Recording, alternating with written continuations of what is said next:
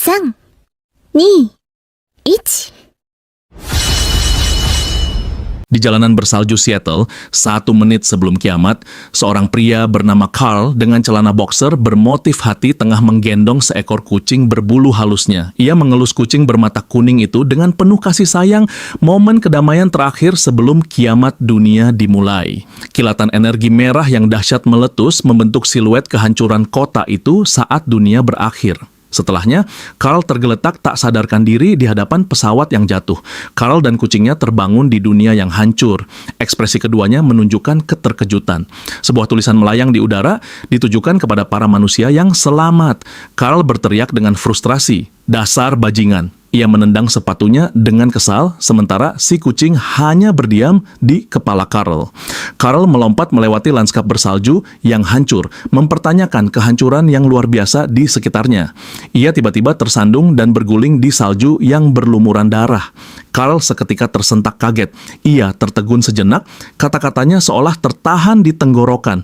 Carl tak bisa berucap sepatah kata pun ketika ia melihat sesuatu yang mengerikan di hadapannya. Sebuah kepala tergeletak di sana. Carl mengenali sosok pemilik kepala itu adalah tetangganya, yang tak lain adalah Nyonya Parsons. Lalu adegan kembali menunjukkan waktu sebelum kehancuran dimulai. Terlihat Carl yang sedang bersantai di sofa sambil memainkan sebuah game video. Sebuah foto berbingkai di dinding menunjukkan momen membahagiakan Carl bersama mantan pacarnya, seorang wanita berambut merah bernama Beatrice yang tengah menggendong kucing kesayangan mereka. Dinding apartemennya bagaikan istana kucing yang dipenuhi foto-foto dan pohon kayu bermain kucing. Di dinding juga terlihat banyak bingkai foto yang memperlihatkan seorang pria berseragam.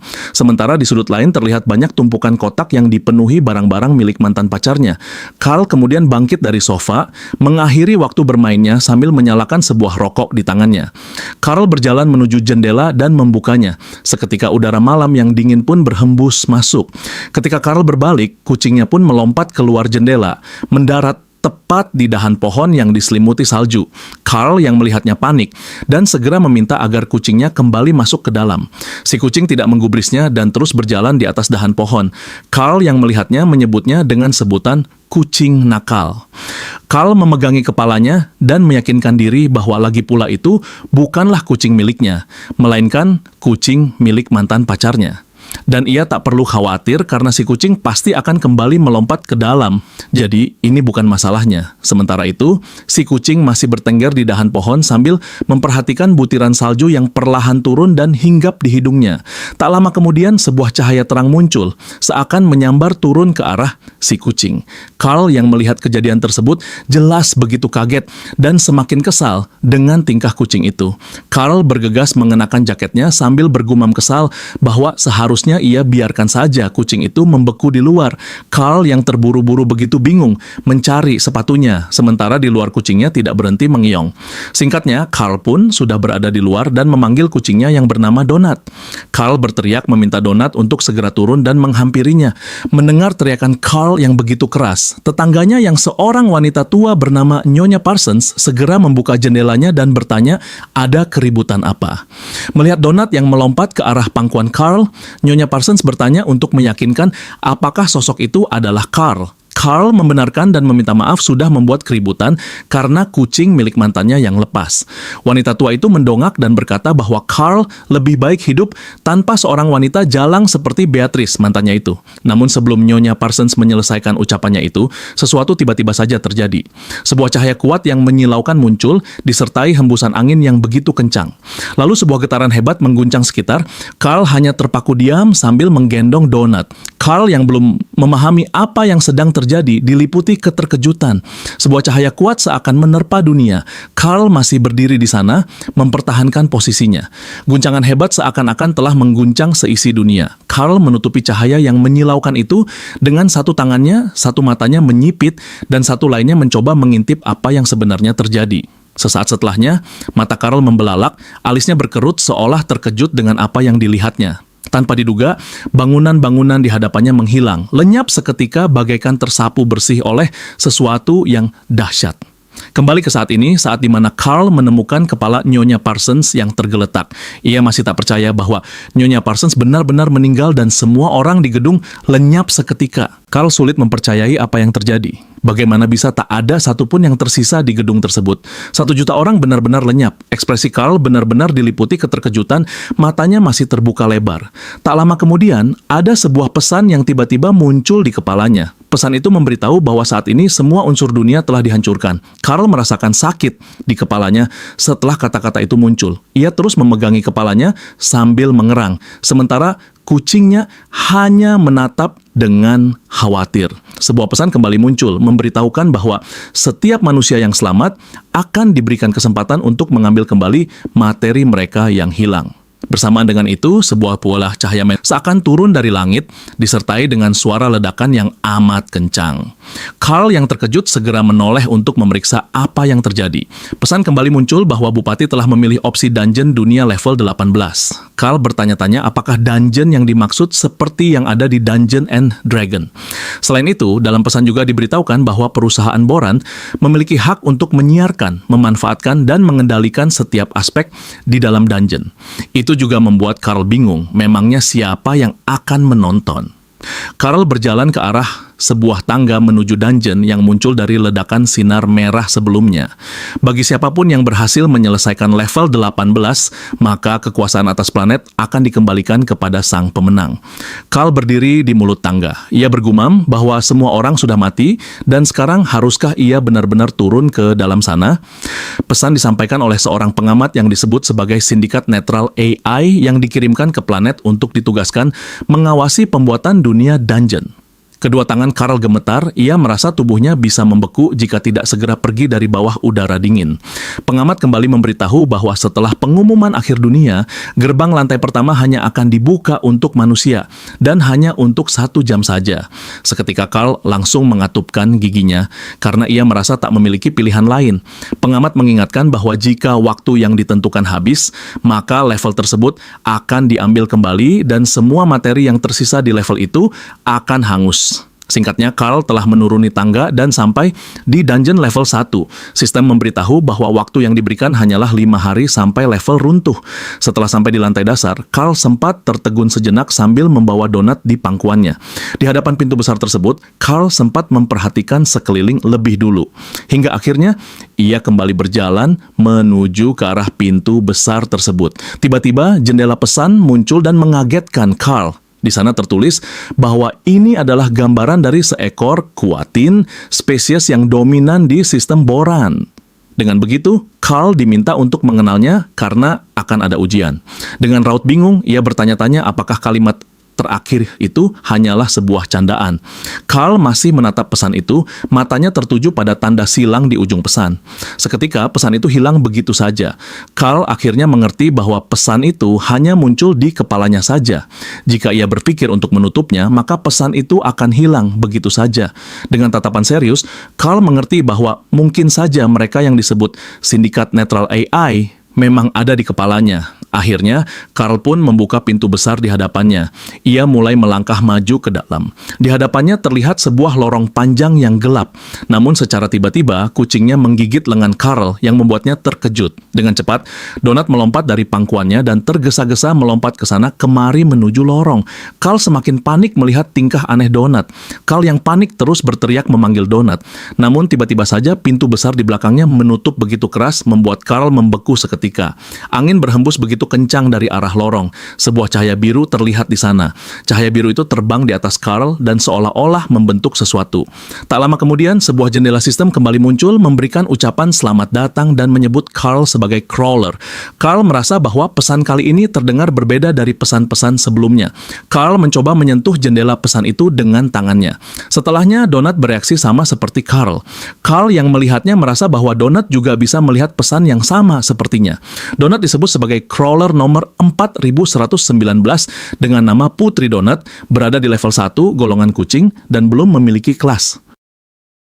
Untuk sementara waktu, Carl dan Donat masih berdiam diri di tempat yang sama. Tak lama kemudian, sebuah cahaya keemasan muncul. Cahaya itu bergerak semakin mendekat, menghampiri Carl. Jendela sistem pun muncul, menampilkan bahwa Carl adalah crawler nomor 4122 dengan nama Carl dan ras manusia. Saat ini Carl berada di level 1. Ia dapat memilih golongan dan ras baru ketika sampai di lantai 3. Poin statistiknya juga ditentukan berdasarkan profil fisik dan mental. Tak lama kemudian, pesan-pesan sistem tiba-tiba saja bermunculan, membuat Carl semakin panik dan bingung. Tiba-tiba sistem juga memberi dia berupa kotak hewan perunggu. Carl bahkan mendapatkan pencapaian baru sebagai pelopor wanita gila kucing. Carl yang panik terus menggerakkan tangannya ke arah jendela sistem sambil bertanya-tanya mengapa ia tidak bisa menutup pesan sistem yang muncul saat ini. Sistem memberikan hadiah kotak hewan legendaris karena Carl adalah orang pertama yang memasuki dungeon dengan membawa seekor kucing. Ia juga mendapatkan pencapaian baru karena masuk ke dalam dungeon tanpa membawa senjata. Pengamat mengatakan apakah keputusan Carl itu dianggap berani atau justru dianggap bodoh. Lagi-lagi sistem memberinya hadiah kotak senjata perunggu. Sistem juga mengejek dengan memberikan pencapaian pada Carl sebagai seorang penyendiri karena masuk ke dalam dungeon tanpa rekan manusia. Sistem terus menertawakan keputusan Carl yang dianggap bodoh, bahkan mengatakan bahwa Carl pasti akan mati. Setelahnya sebuah cahaya terang yang menyilaukan muncul. Carl mencoba bertahan di posisinya. Cahaya itu perlahan menghilang dan sesuatu yang mengejutkan terjadi. Gerombolan goblin yang mengendarai sebuah mesin bergerak cepat seolah siap mengeksekusi Carl yang berdiri membeku di sana. Carl dengan ekspresi panik masih berdiri di tempat yang sama sambil menggendong Donat si kucing. Mata keduanya terbelalak karena keterkejutan. Para goblin dengan mesinnya semakin mendekat ke arah Carl berdiri. Sistem memberitahu bahwa itu adalah Goblin Murder Dozer, sebuah mesin bertenaga uap ciptaan goblin yang dibuat untuk memotong dungeon crawler yang tidak mencurigakan. Carl akhirnya mulai berbalik dan berlari sekuat tenaga, menghindari kejaran para goblin. Di sisi lain, para goblin level 2 itu menyeringai, menunjukkan ekspresi puas, siap mengejar mangsanya. Carl terus berlari sambil melepas kedua sandal di kakinya. Ia menoleh sejenak.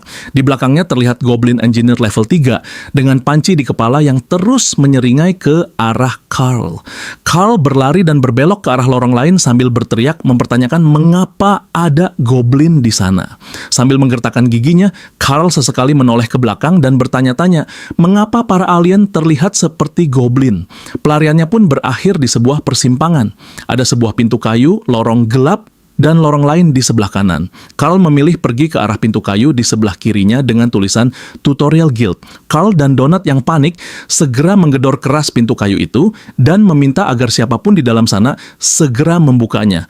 Para goblin akhirnya menghentikan mesin mereka. Goblin engineer mencoba mencari kemana Carl pergi. Akhirnya dua goblin berlevel 2 turun dari mesin tersebut, berjalan sambil membawa sebuah pentungan dari nanas di tangan mereka. Sementara itu, di balik pintu kayu terdengar suara yang mempertanyakan siapa orang yang telah menggedor pintu dengan keras. Tak lama kemudian terlihat telinga bulat lebar dan sebuah moncong berkumis dari balik pintu. Sosok tikus besar muncul di hadapan Carl dan bertanya, apakah ia seorang crawler? Namun tikus besar itu juga panik setelah mengetahui bahwa Carl membawa musuh mendekat ke guild tutorial.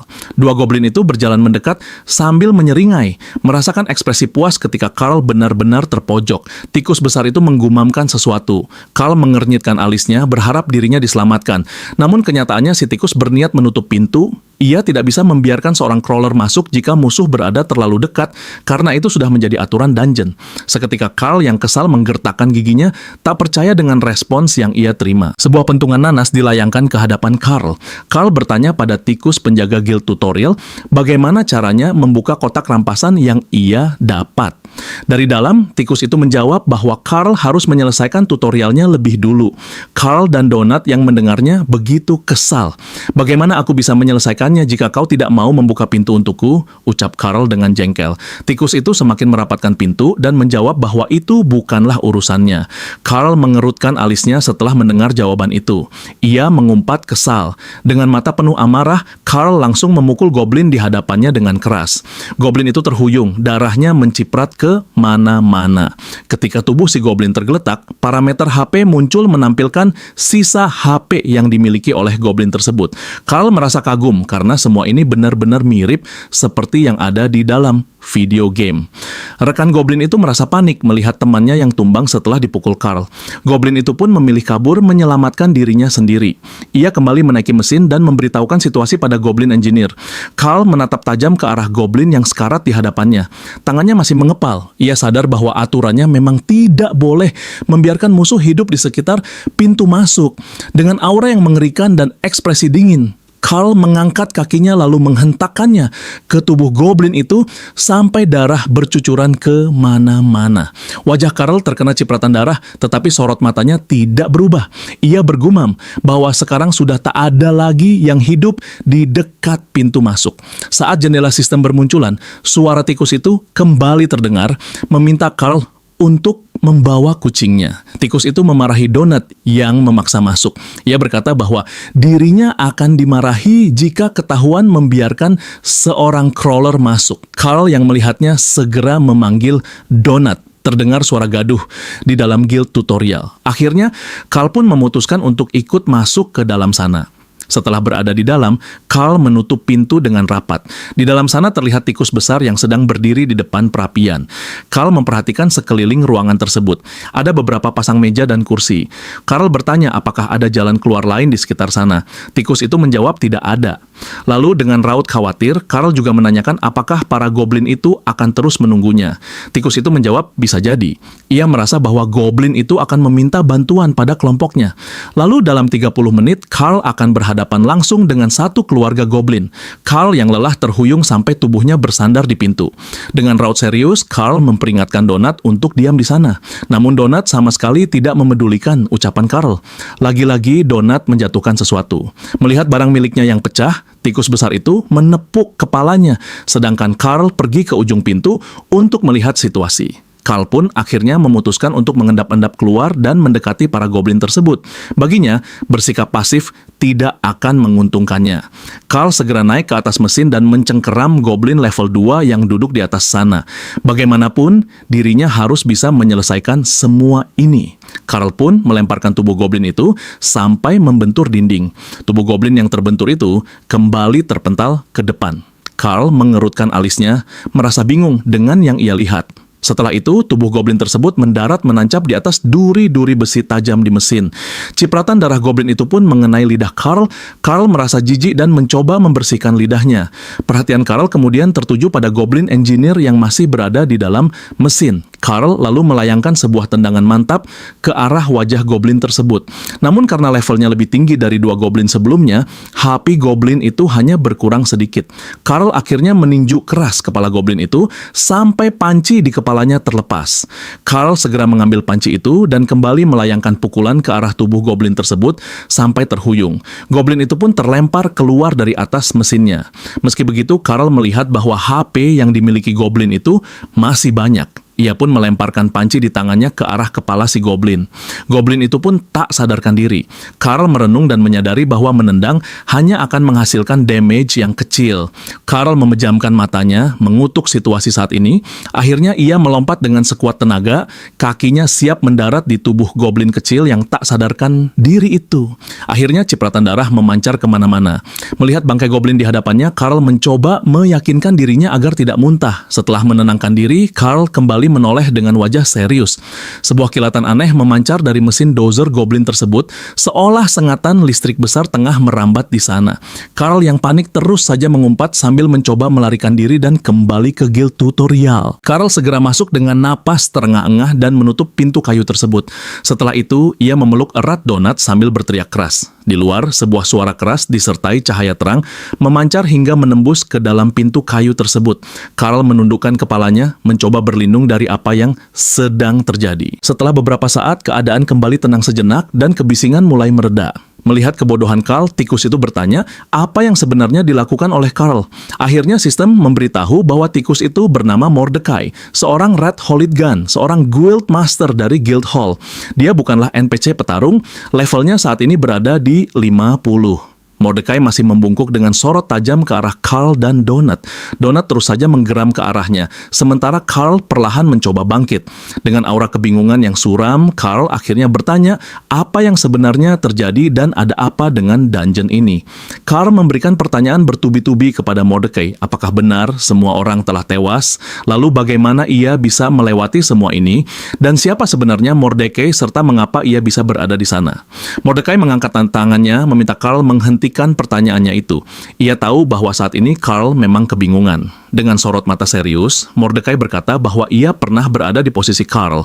Itu karena dirinya dulu juga sama seperti Carl, seorang dungeon crawler. Mordekai memberitahu bahwa dirinya berhasil sampai ke lantai 11. Mordekai juga menjelaskan bahwa jika Carl telah berhasil melewati lantai 10, maka ia akan diberi kesempatan untuk keluar. Boren Corporation sendiri dijalankan oleh para Kuatin, atau bisa disebut para alien. Mordekai berkata bahwa semakin dalam Carl pergi, maka semakin bagus juga tawaran yang akan ia dapatkan. Mordekai sendiri mendapatkan tawaran di level 11 sebagai pemandu guild tutorial, sehingga ia harus terjebak di sana sampai kontraknya selesai.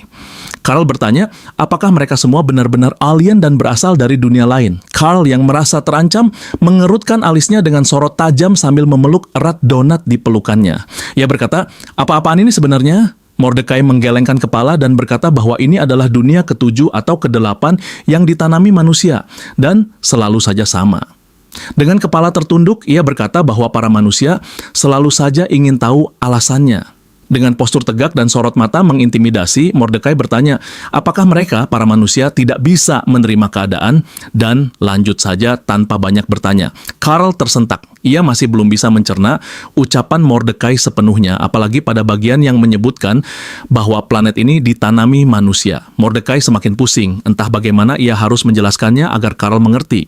Sambil melihat ke arah Carl yang menyedihkan, Mordekai berkata bahwa ia akan menjelaskan semuanya sesuai versinya sendiri dengan singkat. Beberapa saat kemudian, mereka berdua duduk di kursi dan saling berhadapan. Mordekai melanjutkan penjelasannya bahwa dunia Carl telah hilang. Mordekai mengambil sebuah bingkai foto dan berkata bahwa dahulu ia adalah seekor skyfowl. Mordekai menunjukkan foto dirinya di masa lalu, seekor elang yang tampan dan gagah. Namun ia memilih berganti spesies di lantai 3. Dalam penjelasannya, Mordekai menyebutkan bahwa sindikat tersebut menanam suatu spesies di sebuah planet, lalu kembali ketika peradaban mulai tumbuh. Selama masih ada pemerintahan yang berfungsi, itu secara hukum dianggap sebagai kontak pertama. Anggap saja kalian punya waktu 50 tahun untuk mengklaim bumi. Kalau tidak, statusnya menjadi mudah diincar, dan Boren Corporation membeli hak untuk menambang planet bumi. Pekerjaan mereka terhadap dunia yang harus diproses terus menggunung, namun kini mereka telah tiba di planet bumi.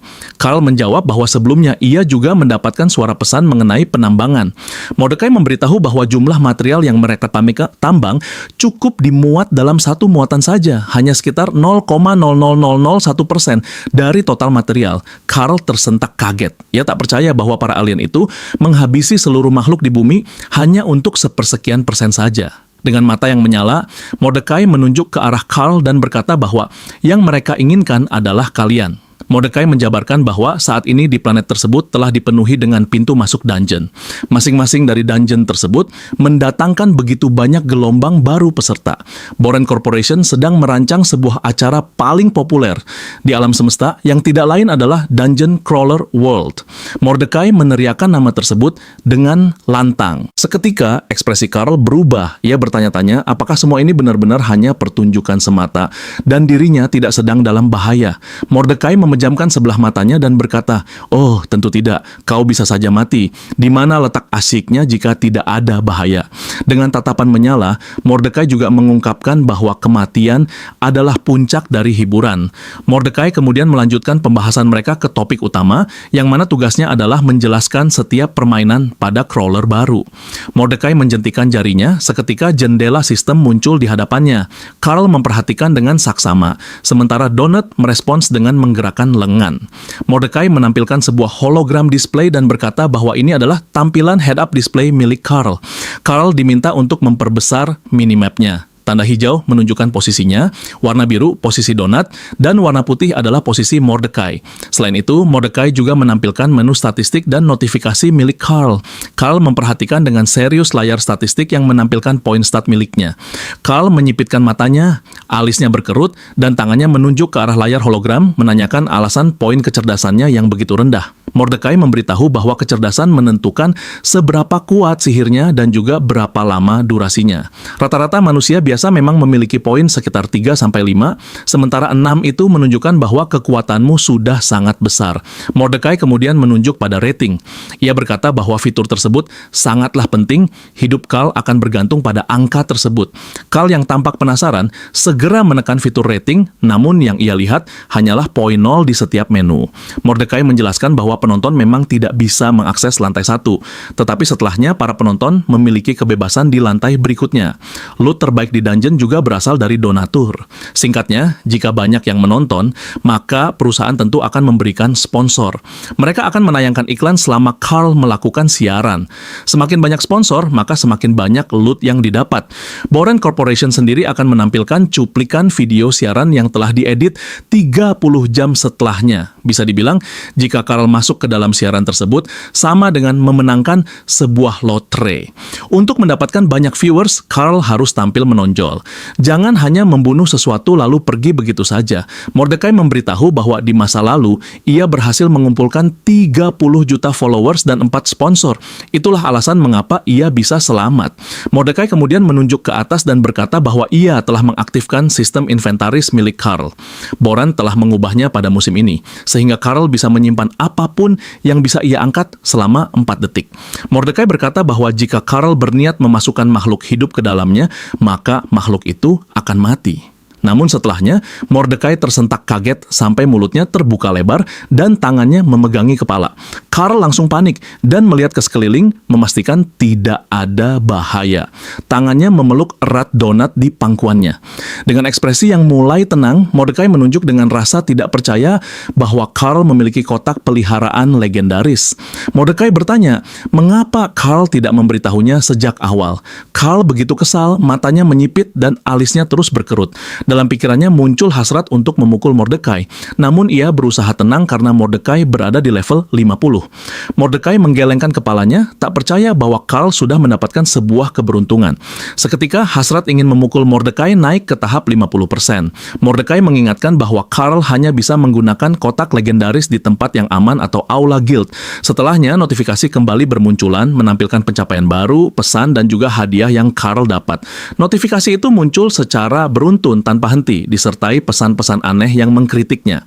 Karena Carl menghabisi goblin dengan kakinya, pengamat sampai memberikan julukan untuk Carl. Ia pun mendapatkan hadiah kotak sepatu emas. Carl yang melihat kakinya berlumuran darah menjadi ngeri. Aura jijik kembali menyelimutinya setelah mengingat kembali goblin-goblin yang ia habisi.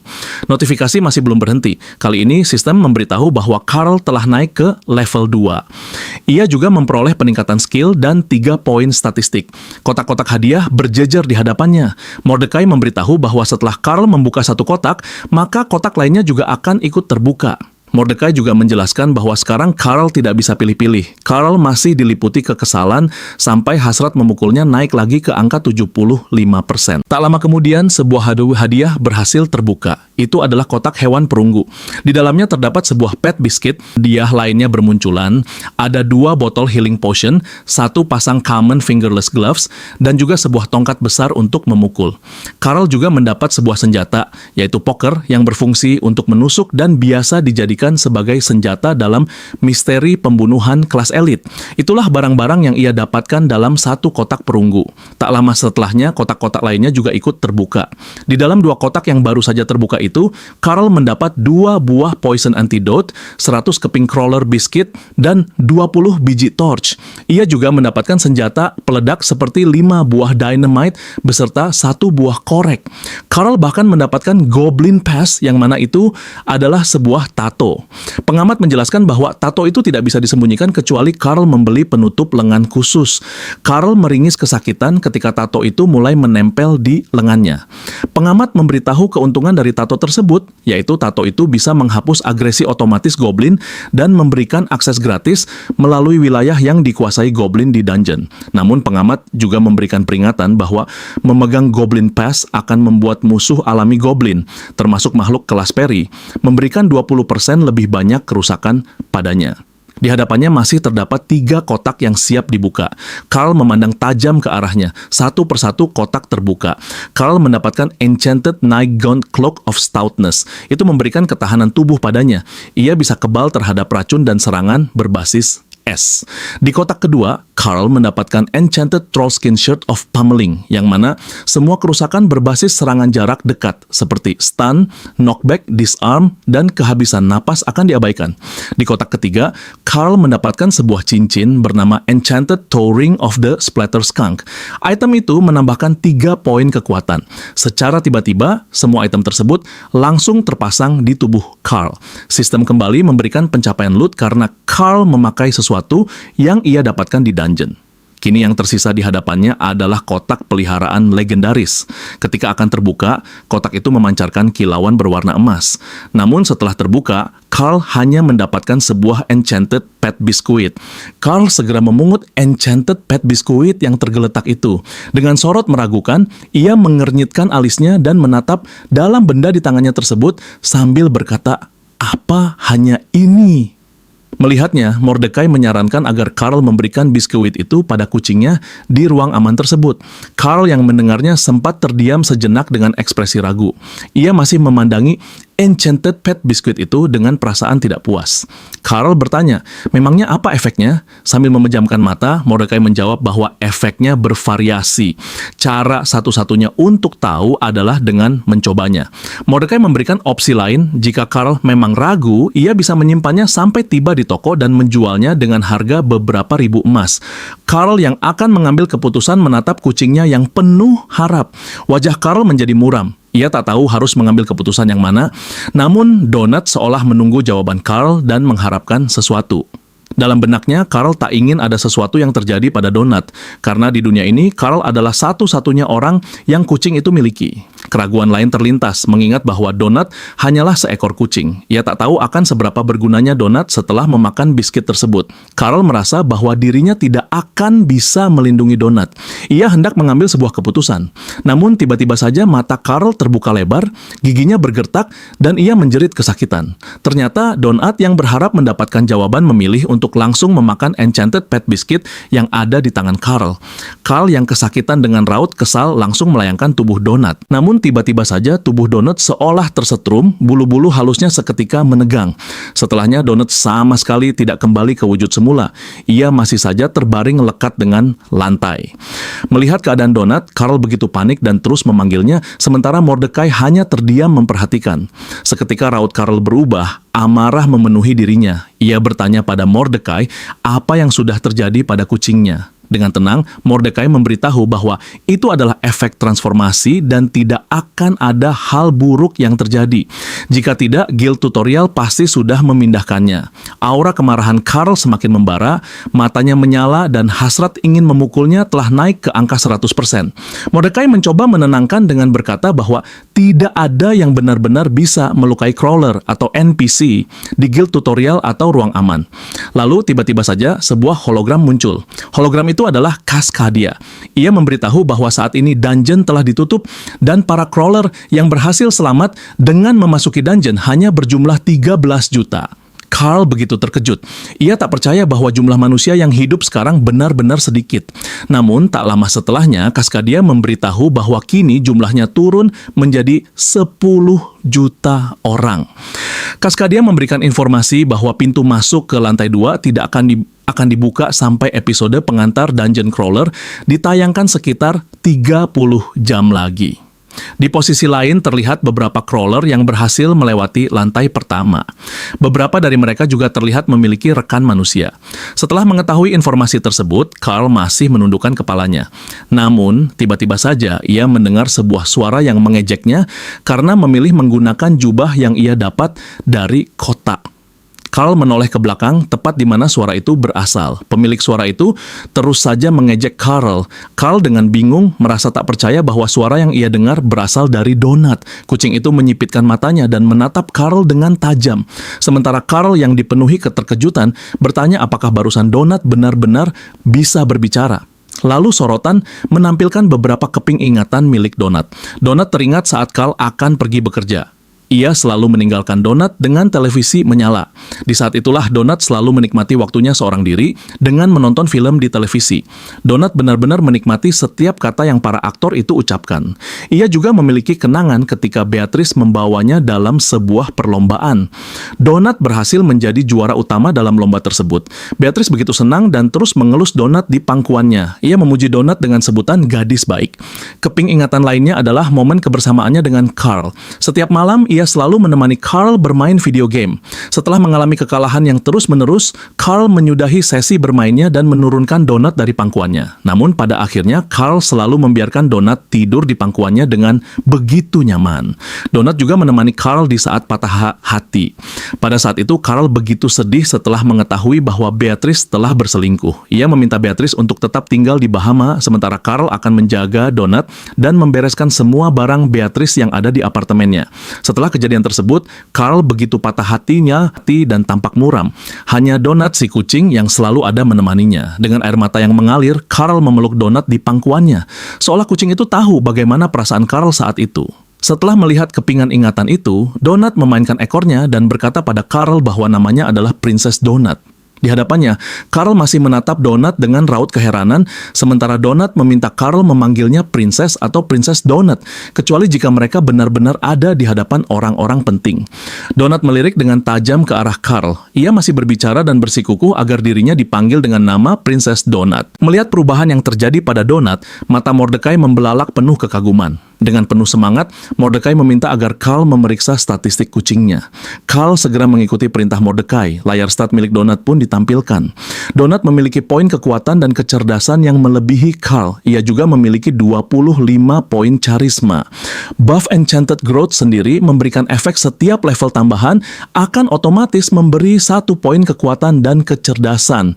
Namun gantinya Donat tidak mendapatkan poin stat tambahan yang diterima saat naik level.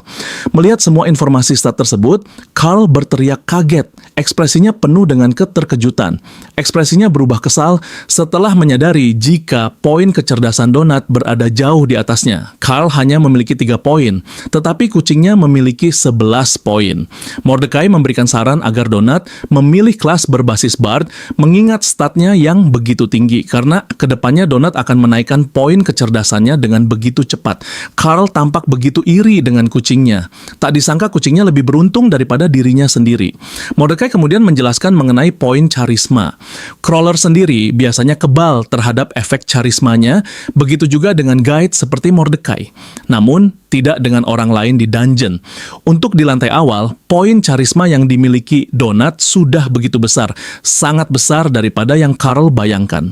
Mordecai menjatuhkan tubuhnya ke kursi dan berkata, jika ini berarti ia akan mengulang tutorial dari awal lagi. Namun, dengan penuh keyakinan, Donat si kucing berkata jika itu tidak perlu.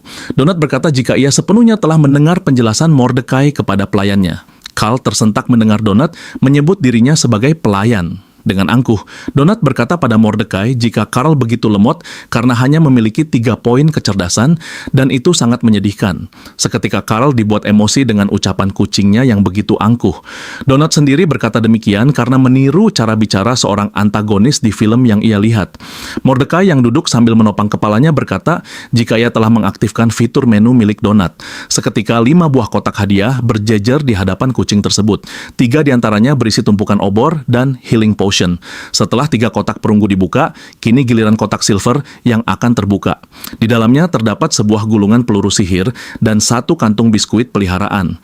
Kini yang tersisa di hadapan Donut adalah kotak legendaris quadruped. Kotak tersebut memancarkan aura ungu yang begitu kuat. Setelah terbuka, Donut mendapatkan sebuah mahkota terkutuk bernama Sepsis Hor.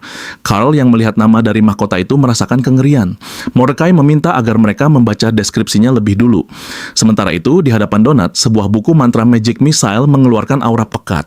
Mordecai yang melihatnya memuji karena kucing itu berhasil mempelajari peluru sihirnya sendiri.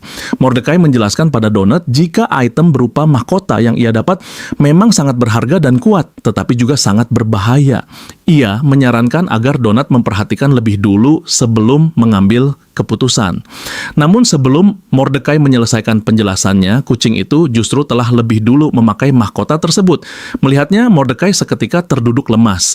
Donut tampak begitu menyukai mahkota yang terpasang di kepalanya. Sementara sistem secara beruntun memberikan peringatan dengan memakai mahkota tersebut secara permanen menempatkan Donut dalam pewarisan takhta kerajaan Blood Sultanate di lantai ke-9 World Dungeon. Melepas mahkotanya tidak akan menghilangkan status tersebut. Carl yang membaca deskripsi tersebut dengan kesal berkata, "Aku tidak yakin apa kau harus memakainya." Dengan raut percaya diri, Donut berkata jika warna mahkota itu ungu dan ungu adalah warnanya. Ia berkata pada Carl, apakah Carl tidak tahu sudah berapa banyak pita berwarna ungu yang telah Donut menangkan? Dan apakah Carl tahu syarat untuk mendapatkannya? Mordecai angkat bicara, jika mahkotanya dilepas, maka akan hancur dan berubah menjadi debu. Dan salinan dari mahkota itu akan muncul di tempat lain dungeon. Carl menoleh ke arah Mordecai yang tampak serius menjelaskan. Mordecai melanjutkan jika crawler lain mendapatkannya, artinya satu orang lagi akan terbunuh. Wajah Carl dipenuhi kebingungan setelah mendengar semua penjelasan Mordecai. Ia kemudian melirik ke arah Donut dan bertanya, "Sekarang apa yang harus aku lakukan?" Dengan tenang Donut menjawab, "Sederhana saja. Carl harus membantunya sampai lantai 18, lalu Donut bisa keluar dari neraka ini." Setelahnya, Donut mengubah nama party mereka menjadi Royal Court of Princess Donut. Ia bahkan mengubah nama Carl menjadi bodyguard-nya. Sontak Carl dengan raut jengkel mempertanyakan maksud dari ini semua. Donut berbalik berjalan menuju arah pintu dan menjawab jika sekarang Carl yang seorang pelayan sudah dipromosikan menjadi bodyguard-nya. Mordecai meyakinkan Carl bahwa karena Donut memiliki stat paling tinggi, maka itu berarti Donut layak menjadi pemimpin party. Ia juga menenangkan Carl bahwa gelar yang diberikan Donut bukan berarti apa-apa. Mordecai kemudian mendekati Carl dan berbisik jika saat ini Donut lebih kuat dari Carl, jadi tetap bersama adalah keputusan yang paling tepat. Sambil menatap ke arah Donut yang berusaha membuka pintu, Mordecai melanjutkan jika setidaknya mereka harus bersama sampai lantai 9.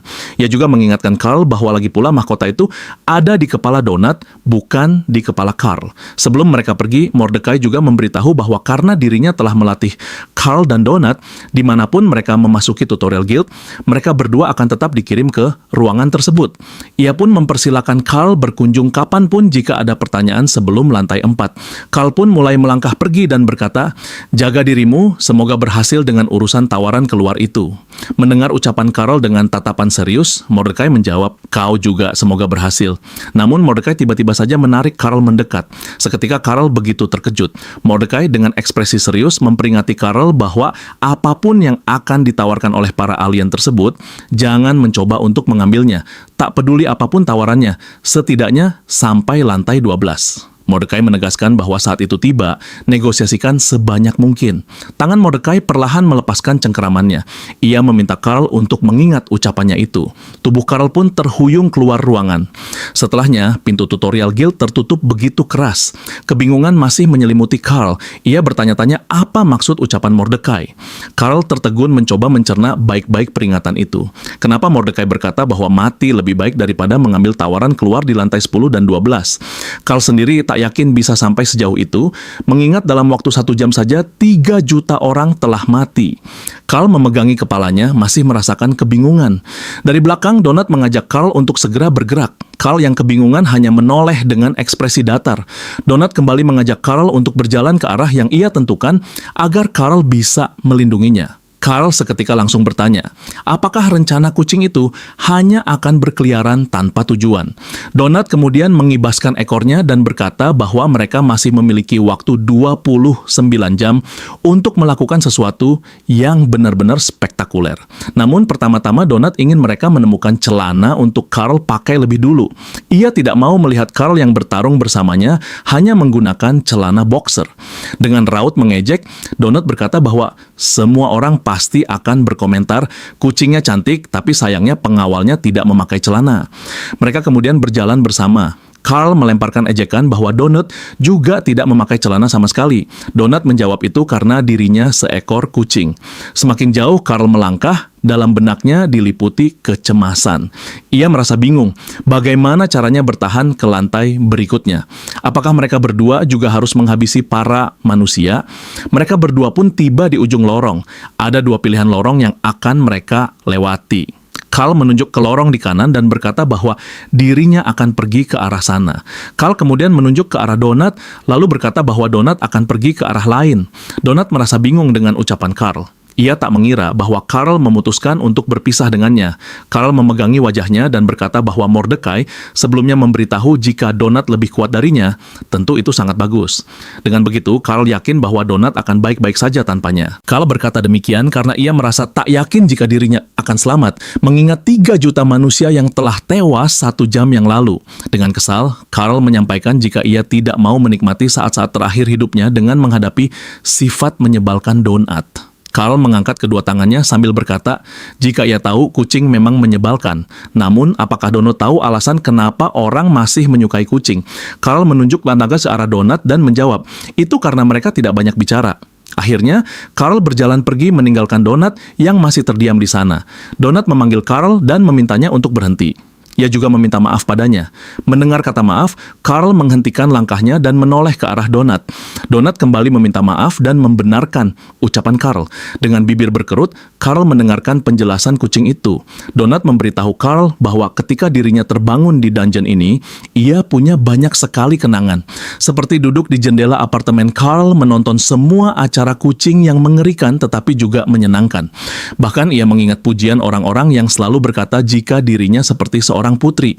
Ia juga sadar dirinya adalah seorang Glenchigananca Ampahan, maka dari itu ia merasa jika dirinya harus bersikap dengan cara tertentu. Namun ketika ia telah bersama dengan Carl, semuanya berbeda. Ia ingat bagaimana rasanya duduk di pangkuan Carl dan melihatnya lelah terus-menerus ketika bermain Call of Duty.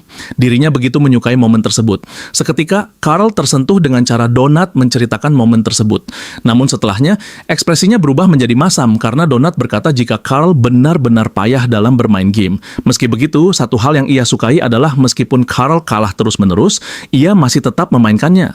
Carl bertanya, apakah yang ingin disampaikan Donut adalah bahwa dirinya bukan seorang putri yang sombong dan menyebalkan. Donut berkata jika dirinya tetap seorang putri, namun ia akan berusaha agar tidak terlalu menyebalkan.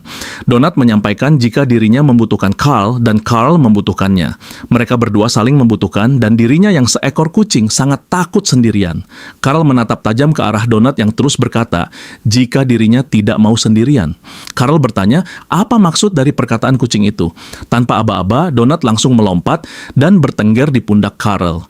Donut kembali teringat momen ketika Carl sudah putus dengan Beatrice. Padahal Carl bisa saja mengembalikan Donut pada orang tua Beatrice, namun Carl justru memilih untuk tetap memeliharanya sambil mencari apartemen baru yang memperbolehkan memelihara kucing. Donut menyipitkan mata sambil melingkarkan ekornya ke leher Carl. Ia bertanya, apakah Carl berniat menculiknya? Seketika wajah Carl memerah. Ia mencoba mengelak, tetapi dalam benaknya ia membenarkan semua ucapan Donut. Donut mengingatkan Carl jika seandainya itu terjadi, rencana Carl tidak akan berhasil, mengingat ayahnya Beatrice pasti tidak akan tinggal diam. Carl muram dan menundukkan kepalanya sambil membenarkan ucapan Donut. Setelah mengingat kembali momen-momen nostalgia tersebut, akhirnya Carl mengelus kucing itu. Ia menatap lurus lorong di hadapannya dan berkata, ayo kita lanjut berjalan. Carl juga menjelaskan mengapa dirinya tidak memakai celana. Itu semua karena Donut yang tiba-tiba melompat keluar jendela. Dengan santai, Donut menjawab, jika dirinya tidak melompat, maka mereka berdua pasti sudah mati. Dengan rasa penasaran, Carl bertanya, kenapa Donut melompat keluar jendela? Namun Donut langsung berteriak dan menunjuk ke arah depan. Ia memberitahu Carl jika ada sesuatu yang bergerak di dalam kegelapan. Aura aneh mulai menyeruak, tetapi Carl tidak bisa melihat apa-apa. Carl bertanya pada Donut apa yang ia lihat, tetapi Donut justru mengaktifkan peluru sihirnya. Sebuah peluru melesat dari mata Donut menuju sasaran di kegelapan. Peluru yang ditembakkan Donut nampaknya mengenai sesuatu, dan Carl begitu panik melihatnya. Tak lama kemudian, sepasang mata merah menyala terlihat di balik kegelapan. Makhluk itu merasa terganggu dan mengeluarkan raungan keras ke arah mereka. Mengetahui kemunculan sesuatu, Donat berteriak begitu keras, "Itu dia!" Ia mengajak Carl untuk mendekat ke sana. Carl melirik Donat dan memperingatkannya untuk memastikan sesuatu sebelum menembakkan peluru sihir secara sembarangan. Ia khawatir jika yang ditembak Donat ternyata adalah manusia. Tak lama kemudian, seekor makhluk berlari begitu kencang, siap menerjang ke arah mereka. Carl sempat terpaku sesaat setelah mendengar suara makhluk itu yang mirip dengan seekor domba. Carl yang panik meminta Donat untuk menembak kembali makhluk itu sebelum mendekat. Donat mengikuti arahan Carl, ia segera menembak. Misil sihir itu melesat cepat dan berhasil mengenai makhluk tersebut. Makhluk itu kini terlihat begitu jelas. Sistem memberitahu bahwa nama makhluk itu adalah lama nakal berlevel 3. Lama yang terkena serangan sebelumnya menjadi begitu kesal. Akhirnya, tanpa aba-aba, Lama langsung mengeluarkan semburan lava dari mulutnya. Lava itu melesat ke arah Carl dan hampir mengenainya. Melihat cairan panas yang meleleh di lantai, Carl sadar bahwa itu benar-benar lava. Carl semakin panik, tak mengira bisa bertemu dengan seekor lama yang menyemburkan lava. Carl kembali memerintahkan Donat untuk menembakkan misil sihirnya. Namun, sayangnya Donat sudah kehabisan mana. Carl segera mengambil ancang-ancang siap menerjang. Ia bertanya, bukankah Donat sebelumnya mendapatkan mana potion? Carl akhirnya mendaratkan pukulan keras ke dagu lama itu. Tak cukup di situ, Carl kembali menghantam kepala lama dengan tinjunya. Namun kekuatan Carl belum cukup yang membuat tulang tangannya retak seketika. Sepertinya pertahanan lama itu terlalu kuat. Tubuh lama itu terhuyung, darah memuncrat dari moncongnya. Carl meringis, merasakan nyeri pada tulang kirinya yang retak. Carl masih berdiri di sana dengan keringat di wajahnya. Ia menatap dan memegangi lengannya itu. Namun setelahnya, Carl memutuskan untuk menyerang lama itu kembali. Ia melayangkan pukulan dengan tangan kanannya tepat di jantung lava lama. Seketika kantung lava itu pun meledak dan lava yang keluar sampai melukai tubuh lama sendiri. Cairan lava terus mengalir keluar, membasahi tubuh lama yang perlahan terhuyung ke belakang. Tubuh lama itu pun ambruk. Ia menggelengkan kepalanya. Setelahnya tubuh lama itu bergetar, mulutnya mengeluarkan napas panas dan rintihan pilu. Carl sendiri masih berjongkok sambil memegangi lengannya yang terasa begitu sakit. Setelahnya, Carl membuka fitur menu untuk mengobati sakit pada lengannya. Setelah mengaktifkan mode penyembuhan HP, kerusakan pada lengannya perlahan pulih. Carl yang melihat hal itu tak menyangka bahwa tubuhnya kini bisa pulih dengan begitu cepat. Donat kemudian menghampiri dan menarik lengan Carl. Melihat lebam di tangan Carl, Donat berkata bahwa ini tidak bagus sama sekali. Ia merasa Carl tidak bisa terus melukai dirinya sendiri saat mencoba bertarung dengan lawan yang lemah. Seketika Carl begitu marah dengan sikap angkuh Donut yang merendahkannya, padahal jelas-jelas lama itu meludahkan lava dan sangat berbahaya. Donut berbalik dan berjalan ke arah tubuh lama. Ia berkata bahwa yang mereka perlukan adalah naik level. Kucing itu menatap layar dengan daftar item yang bisa diluting dari mayat lama. Karena damage yang diberikannya mencapai 71%, itu berarti Donat akan memilih hadiahnya lebih dulu. Akhirnya Donat pun memilih mengambil bulu lama dan satu item lainnya. Setelah dirasa cukup, ia menoleh pada Carl dan memberitahu bahwa sekarang adalah gilirannya. Carl menatap tubuh monster itu. Loot yang tersisa tak lain hanyalah baggie of trailer dan 2 biji Park Great Math. Carl pun akhirnya memilih mengambil semua yang tersisa di sana. Donat melompat dengan rasa senang karena dirinya juga telah mendapat pencapaian baru. Layar sistem bermunculan memberitahu bahwa pencapaian baru itu didapat karena Donat telah berhasil membunuh seekor mob, dan juga sebagai balasan karena sudah menggunakan magic missile di dalam kegelapan, Donat mendapatkan sebuah bronze magic box. Donat juga berhasil mendapatkan pencapaian karena menghabisi mob yang levelnya lebih tinggi darinya. Beberapa kotak hadiah pun kini berada di hadapannya. Kucing itu kemudian berjalan lebih dulu sambil berkata bahwa ini semua cukup menyegarkan. Carl masih terdiam di sana melihat Donat yang berjalan lebih dulu sambil memberikan pendapat bahwa ini bukan pilihan yang terbaik untuk bepergian atau bertarung. Donat berbelok ke arah lorong lain. Carl seketika berteriak memintanya untuk menunggu. Carl kemudian bergegas menyusul Donat agar mereka tidak terpisah. Ia terus memperingati Donat untuk tidak berjalan terlalu jauh darinya. Namun perhatian Carl tiba-tiba teralihkan. Ia mendengar jeritan seseorang yang meminta tolong. Mata Carl semakin membelalak karena tak lama setelahnya sebuah tembakan menyusul. Carl pun segera berlari dengan begitu cepat. Di hadapannya terlihat Donat yang juga sedang berlari. Tanpa berlama-lama, Carl segera mengangkat tubuh Donat ke gendongannya. Donat tampak begitu kesal dan berkata jika ini sama sekali tidak terlihat bermartabat untuknya. Ekspresi Carl berubah serius. Sementara di tangannya Donut terus saja mencoba memberontak, Carl memperingatkan Donut jika mereka berdua sama sekali tidak mengenal siapapun di luar sana, jadi Donut tidak bisa lari begitu saja. Donut masih saja memberontak, berusaha untuk melepaskan diri dari gendongan Carl meskipun Carl memperingatkan jika itu tidak aman. Di ujung lorong tampak seekor makhluk besar yang berdiri di sana. Makhluk itu adalah Scatterer level 1 yang begitu mirip dengan seekor kecoak. Donut yang merasa geli langsung bertengger di kepala Carl dan memintanya untuk segera menghabisi makhluk menjijikan tersebut. Carl segera menendang keras makhluk itu. Ia berkomentar, kenapa Donut tidak menembakkan misil sihirnya saja. Tubuh makhluk itu pun hancur seketika. Cairan hijau tampak berhamburan kemana-mana. Carl yang melihatnya mengernyitkan dahi, merasa jika makhluk tersebut benar-benar begitu menjijikan. Donut sangat terkejut ketika makhluk itu mati dan dirinya justru mendapatkan experience point. Carl dengan kesal menjawab, jika Donut sama sekali tidak berbuat apa-apa. Namun, dengan berbangga hati Donut berkata, jika itu mungkin karena dirinya yang telah memberikan arahan. Carl berjalan maju dengan Donut yang masih bertengger di kepalanya dan terus berbicara. Namun, tiba-tiba saja ucapannya terhenti. Mata Donut membelalak tak percaya dengan apa yang ia lihat. Di hadapan mereka terlihat sebuah ruangan yang begitu mirip dengan toilet. Carl bertanya-tanya bagaimana bisa ada toilet di dalam dungeon. Carl dan Donut akhirnya mendekat ke depan pintu toilet tersebut. Mereka terus memperhatikan ruangan yang ada di hadapannya. Setelah yakin, Donut langsung melompat begitu saja dari kepala Carl dan berkata, jika dirinya perlu buang air.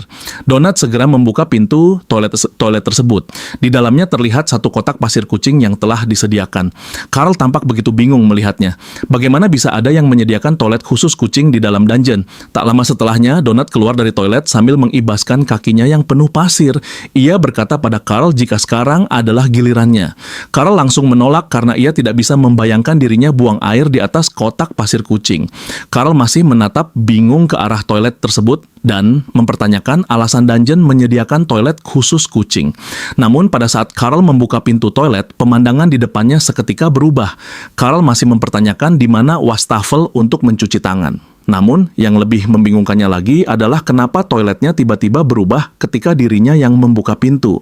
Bahkan logo toilet di atas juga berubah menjadi logo toilet pria. Donut memberitahu Carl jika di hadapan mereka ada monster. Dan benar saja, segerombolan Scatterer Brute Guardian level 4 muncul. Mereka adalah sekelompok kecoa yang telah dibaptis dalam kemarahan. Donut tampak tidak senang dan mempertanyakan bagaimana bisa para pengamat itu membuat monster yang menjijikan dengan ukuran yang lebih besar. Sistem memberitahu jika monster ini masih satu tipe dengan monster kecoa sebelumnya, namun mereka lebih berbahaya lagi. Tanpa aba-aba, Donut melompat sambil menembakkan misil sihir ke arah para kecoa, sementara Carl bersiap menerjang mereka dan kembali mendaratkan sebuah tendangan. Donut bertanya-tanya apakah dirinya harus meminum mana potion agar bisa menembak para kecoa tersebut. Tapi Carl dengan sigap langsung mengambil kayu pemukul di inventarisnya. Dengan satu gerakan kilat, Carl mengayunkan tongkat itu ke arah monster di hadapannya. Namun pada saat tongkat itu mendarat mengenai tubuh monster, damage yang dihasilkan benar-benar begitu kecil, bahkan tidak menguras 10% HP si monster. Seketika raut kekecewaan terlihat dari wajah Carl dan Donut. Sementara si monster tampak begitu jengkel dengan serangan yang diberikan oleh Carl. Carl yang merasa tidak puas kembali mengayunkan tongkatnya ke arah monster itu sambil berteriak dengan lantang. Namun hal konyol kembali terjadi pada saat tongkat itu mendarat. Tongkat kayu elastis itu seolah tertahan, lalu terpental begitu saja ke belakang Carl dan Donut. Ekspresi Carl menunjukkan kekecewaan yang amat mendalam. Lelah mengandalkan alat yang tidak berguna, Carl kembali menggunakan kakinya. Ia melancarkan tendangan kuat ke arah kecoa besar tersebut. Seketika cairan hijau mulai mengalir dari tubuh si monster. Carl dan Donut menatap jijik ke arahnya. Sistem memberikan nama Foot Soldier level 1 untuk tendangan yang dikeluarkan oleh Carl dan damage tendangannya juga akan bertambah 10%. Setelahnya Carl kembali berjalan dan melewati toilet. Kali ini ada sebuah tulisan yang menggantung di sana menyebutkan jika toilet tersebut hanya diperuntukkan bagi orang-orang yang membayar. Carl pun membuka toilet itu dan penampakan di dalamnya sama seperti toilet yang sebelumnya ia masuki. Dirasa sama saja dan tidak ada yang berubah. Carl kembali menutupnya. Ia kemudian kembali menendang habis para kecoa yang bermunculan di sana. Setelah melanjutkan perjalanan, Carl terus-menerus melewati pintu ruangan dengan simbol dan tulisan yang berbeda di setiap pintu tersebut. Namun pada saat dibuka, ruangan itu tetap sama, hanyalah sebuah toilet dengan penampakan yang sama persis seperti toilet-toilet sebelumnya yang ia lihat. Carl bahkan masuk ke dalam tutorial guide dan kembali bertemu Mordecai. Carl membuka toilet terakhir yang ia lihat. Tatapannya begitu tajam, memperhatikan dengan jelas setiap detail ruangan tersebut. Donat yang melihat Carl terus berdiri memperhatikan toilet bertanya apakah ia yakin jika mereka tidak akan pergi. Carl sendiri merasa bingung dan bertanya-tanya kenapa banyak sekali toilet di dalam dungeon. Carl memperhatikan minimapnya dan terlihat begitu banyak simbol toilet di sepanjang perjalanan. Ia tahu sebelumnya Mordecai berkata jika setiap tutorial guide yang Carl masuki akan terhubung dengan Mordecai. Maka dari itu, Carl dengan sengaja menaruh tisu toilet di atas kloset untuk mengetahui apakah tiap pintu toilet akan mengarah pada satu toilet yang sama. Setelah selesai dengan urusannya, Carl kembali menutup pintu toilet tersebut. Ia tak habis pikir bagaimana bisa para alien tersebut memprogram hal semacam itu. Singkatnya, Carl memasuki toilet yang lain, dan ia akhirnya mengetahui jika itu adalah toilet yang sama, melihat tisu yang ia letakkan sebelumnya juga berada di tempat yang sama. Setelah mengetahui hal tersebut, Carl kembali menutup pintu toilet. Donat yang melihatnya berkata jika ia begitu mencemaskan Carl. Dengan nada mengejek, Donat menyebut jika obsesi Carl terhadap toilet benar-benar tidak wajar. Carl hanya terdiam tanpa sepatah kata pun. Donat melanjutkan jika ia lebih tertarik melihat Carl yang menginjak para kecoa. Setelah perbincangan itu, akhirnya mereka berdua pun memutuskan kembali melanjutkan perjalanan. Singkatnya, setelah beberapa waktu, kini Carl kembali menginjak para kecoa. Sistem memberikannya sebuah pencapaian baru, yaitu Smosh. Smosh sendiri adalah nama skill yang diberikan karena Carl terus saja membunuh para monster dengan kakinya. Sekarang, skill itu berada di level 3. Carl yang membaca pesan sistem tampak begitu terkejut. Sistem sampai menyebutkan dengan detail bagaimana Carl menginjak sesuatu. Carl yang tersentak langsung menggertakkan giginya sambil melihat ke arah layar pesan sistem yang muncul di bawah kakinya. Sistem mempertanyakan apakah Carl memiliki cara lain untuk membunuh dengan baik. Carl masih tetap dengan ekspresinya, ia juga memperhatikan pesan sistem yang naik di hadapan wajahnya. Sistem memberitahu jika sekarang damage yang dihasilkan oleh injakan dari kaki Carl yang tak beralas itu ditingkatkan sebanyak 10%. Donat melirik ke arah Carl dan berkata, jika sepertinya Carl memang tidak membutuhkan sepatu. Namun Carl yang merasa kesal menegaskan jika dirinya membutuhkan sepatu sesegera mungkin. Donat kembali tersenyum dan melemparkan ejekan. Ia berkata jika sepertinya para pengamat itu menyukai Carl atau setidaknya kaki Carl, ucapnya sambil melirik ke arah kaki Carl. Donat memberikan saran agar mereka memanfaatkan hal tersebut. Jika para pengamat menyukai mereka, sepertinya keberuntungan akan berpihak pada mereka. Sambil melangkah, Carl menjawab, jika para pengamat itu justru sudah membuatnya merasa tidak nyaman. Seketika Donat menyipitkan matanya dan berkata, jika justru dimakan oleh lamalah yang membuat dirinya merasa tak nyaman. Donat mencoba menghibur Carl. Ia melompat kembali ke gendongannya dan menyampaikan jika sepertinya Carl hanya kelelahan. Donat mulai meringankan tubuhnya di pelukan Carl. Menurutnya, Carl juga akan lebih baik jika dirinya tidur lebih dulu, karena mereka berdua sudah begadang semalaman. Carl dengan matanya yang lelah merasa jika hari benar-benar berjalan begitu lambat. Ia pun setuju dengan ucapan Donat jika mereka harus segera mencari ruang aman yang dikatakan oleh Mordecai. Carl mulai berjalan dan merasa jika mereka akan mendapatkan lebih banyak jawaban setelah tiba di ruang aman. Singkatnya, setelah beberapa saat, Carl dan Donat tiba di sebuah tempat. Donat bertanya-tanya tempat apa itu, namun setelahnya Donat menunjuk ke arah sesuatu dengan ekspresi terkejut.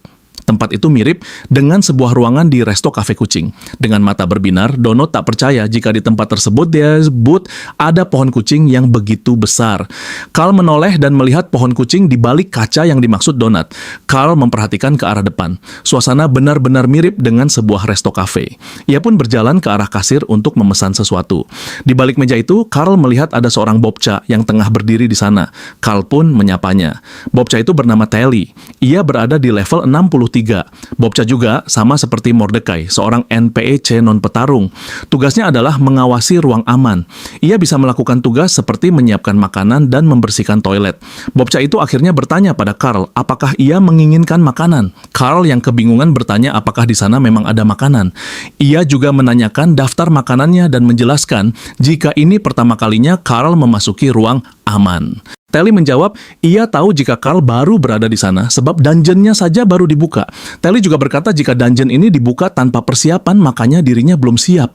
Namun dirinya bisa membuat makanan untuk crawler manusia. Namun jika untuk makanan kucing, dirinya belum siap. Sebagai gantinya, ia akan memberikan susu saja untuk Donat. Sementara Donat begitu menikmati waktu bermainnya di arena bermain khusus kucing yang telah disediakan. Carl tersenyum ringan melihatnya. Ia berkata jika sebenarnya Donat sangat menyukai yogurt, namun setelah berkata seperti itu, ekspresi Carl berubah muram. Ia teringat dengan mantan pacarnya yang selalu melarang Carl memberikan yogurt pada Donat.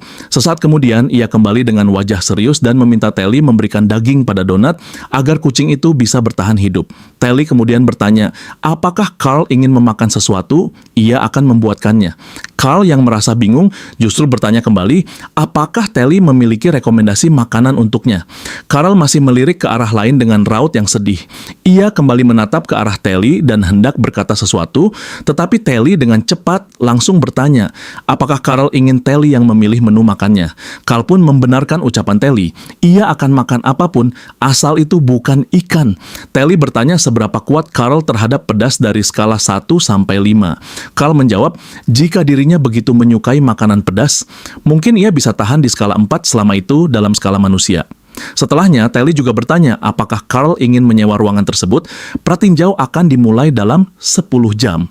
Carl merasa tidak mengerti. Ia bertanya maksud dari kata pratinjau. Telly menjelaskan jika itu adalah acara dunia dungeon crawler bumi. Carl pun menjawab jika dirinya dan Donat akan menyewa ruangan. Telly pun berbalik dan meminta Carl agar mandi dan istirahat lebih dulu. Ia memberitahu Carl jika makanannya akan siap setelah Carl bangun. Carl yang mengantuk menguap lelah sambil menggendong Donat. Carl pun pergi ke ruang istirahat dan mengucapkan selamat malam pada Telly yang masih berdiri di sana. Tak lama setelahnya, Telly juga menjawab, selamat malam crawler. Setelah Carl menutup pintunya, suasana di ruangan tersebut pun berubah menjadi gelap seketika. Sementara Telly tetap tidak bergerak di tempatnya dan tidak menunjukkan ekspresi apa-apa. Setelahnya, Carl memutuskan untuk membersihkan dirinya lebih dulu. Sambil menggosok tubuhnya, ia kembali larut dalam pikirannya. Air hangat membasahi wajah Carl. Dalam benaknya, ia masih menggumamkan satu hal, jika ini terlalu banyak. Selesai membersihkan diri, Carl keluar dari kamar mandi dan bertanya-tanya di mana handuknya. Donat yang melihat Carl berjalan keluar tanpa pakaian sampai membuka lebar matanya. Setelahnya, Donat menyipitkan mata dan berkata, jika menggoyangkan tubuh setelah mandi adalah kebiasaan yang dilakukan oleh seekor anjing. Namun Carl tidak menggubris perkataan Donat. Ia terus menggoyangkan tubuhnya dan berkata, jika tempat ini begitu aneh. Carl merebahkan tubuhnya di atas kasur. Ia teringat jika dirinya sudah tidak tidur selama 2 hari. Carl pun perlahan mulai menutup matanya dan mengajak Donat untuk beristirahat sebentar. Sebelum benar-benar terlelap, Carl bergumam jika ia harap semuanya benar-benar berakhir setelah dirinya terbangun. Akhirnya, Carl dan Donat pun benar-benar terlelap dalam kenyamanan setelah melalui banyak hal yang mengejutkan di dalam dungeon. Keesokan harinya, saat membuka mata, Carl melihat Donat yang sudah berada di hadapannya. Ia bertanya apakah Carl masih hidup. Carl pun perlahan bangkit sambil memegangi kepalanya yang masih terasa berat. Ia mengajak Donat untuk mencari makanan. Singkatnya, semangkuk mie dengan topping lengkap telah tersaji. Mata Carl terbelalak penuh dengan kekaguman. Ia menatap semangkuk mie di hadapannya dan berkata jika aromanya benar-benar sangat enak. Carl pun mulai menyendok mie tersebut, siap memasukkannya ke dalam mulut. Setelah satu suapan itu masuk ke dalam mulutnya, pipi Carl memerah. Ia memuji jika makanan itu benar-benar sangat enak. Donat melompat kegirangan memanggil Telly dan memuji makanan yang diberikan Telly sangat enak. Donat ingin meminta 1 porsi lagi. Pada awalnya, ekspresi Telly masih dingin seperti biasa. Namun setelah melihat Donat, mata Telly berbinar penuh kebahagiaan. Ternyata karisma yang dimiliki Donut berhasil mempengaruhinya. Singkatnya, setelah beberapa saat, Carl dan Donut sudah selesai menghabiskan makanan yang disajikan oleh Telly. Mereka berdua duduk di kursi dengan perut yang kenyang dan hati yang senang. Tatapan Carl tertuju pada sebuah layar yang memberitahu jika papan peringkat akan segera muncul setelah kehancuran ketiga dimulai. Sistem juga memberikan informasi jika waktu sampai kehancuran level 3 terjadi adalah 3 hari 17 jam. Sementara untuk tayangan Dungeon Crawler Dunia Bumi akan ditayangkan 12 jam lagi. Kini crawler yang tersisa hanya berjumlah 4 juta. Papan peringkat akan muncul setelah kehancuran ketiga. Sistem juga memberikan ucapan selamat datang pada Carl yang berada di ruang aman. Sistem memberitahu jika jumlah kamar yang tersedia saat ini adalah 20. Harga sewanya adalah 0 gold. Mata Carl membelalak penuh dengan keterkejutan. Ia tak percaya jika sekarang jumlah crawler hanya tersisa 4 juta. Padahal sebelumnya ia tahu jika jumlah yang berhasil bertahan adalah 10 juta. Seketika pikirannya kembali terguncang mengetahui fakta yang mengerikan tersebut. Setelahnya acara Dungeon Dunia Crawler pun akan segera dimulai. Donut dengan santai berkata, jika mungkin saja mereka bisa mendapatkan jawaban yang lebih jelas dengan melihatnya. Seorang alien pembawa acara mulai tampil di layar. Ia meminta agar semua orang menonton habis cuplikannya. Ia mengawali penjelasan dengan berkata, jika para crawler memiliki sejarah dengan beberapa perusahaan paling terpercaya dari sindikat yang bergilir menjadi tuan rumah. Dari balik meja, Telly berkata, jika ini bukan cara yang baik untuk menonton acara, butuh pengalaman yang benar-benar terlibat. Setelahnya, layar menampilkan ilustrasi bangunan tempat tinggal di planet yang dihuni sekumpulan makhluk. Kemudian terlihat sebuah arena besar. Telly berkata jika dirinya tidak menyukai versi game yang dilakukan musim kemarin, tepatnya di planet Ariel. Telly berkata jika para alien itu membagi orang dalam beberapa kelompok, mengatakan jika orang-orang yang mereka sayangi akan aman jika mereka saling bunuh. Dan akhirnya semua orang di planet tersebut benar-benar saling membunuh satu sama lain. Hingga akhirnya pertarungan tersebut dimenangkan oleh satu orang. Carl nampak begitu syok mendengarnya dan bertanya, apakah orang-orang yang mereka sayangi aman jika mereka menang? Telly menjawab jika mereka hidup karena Squirm menguras planet sampai tidak ada monster yang tersisa.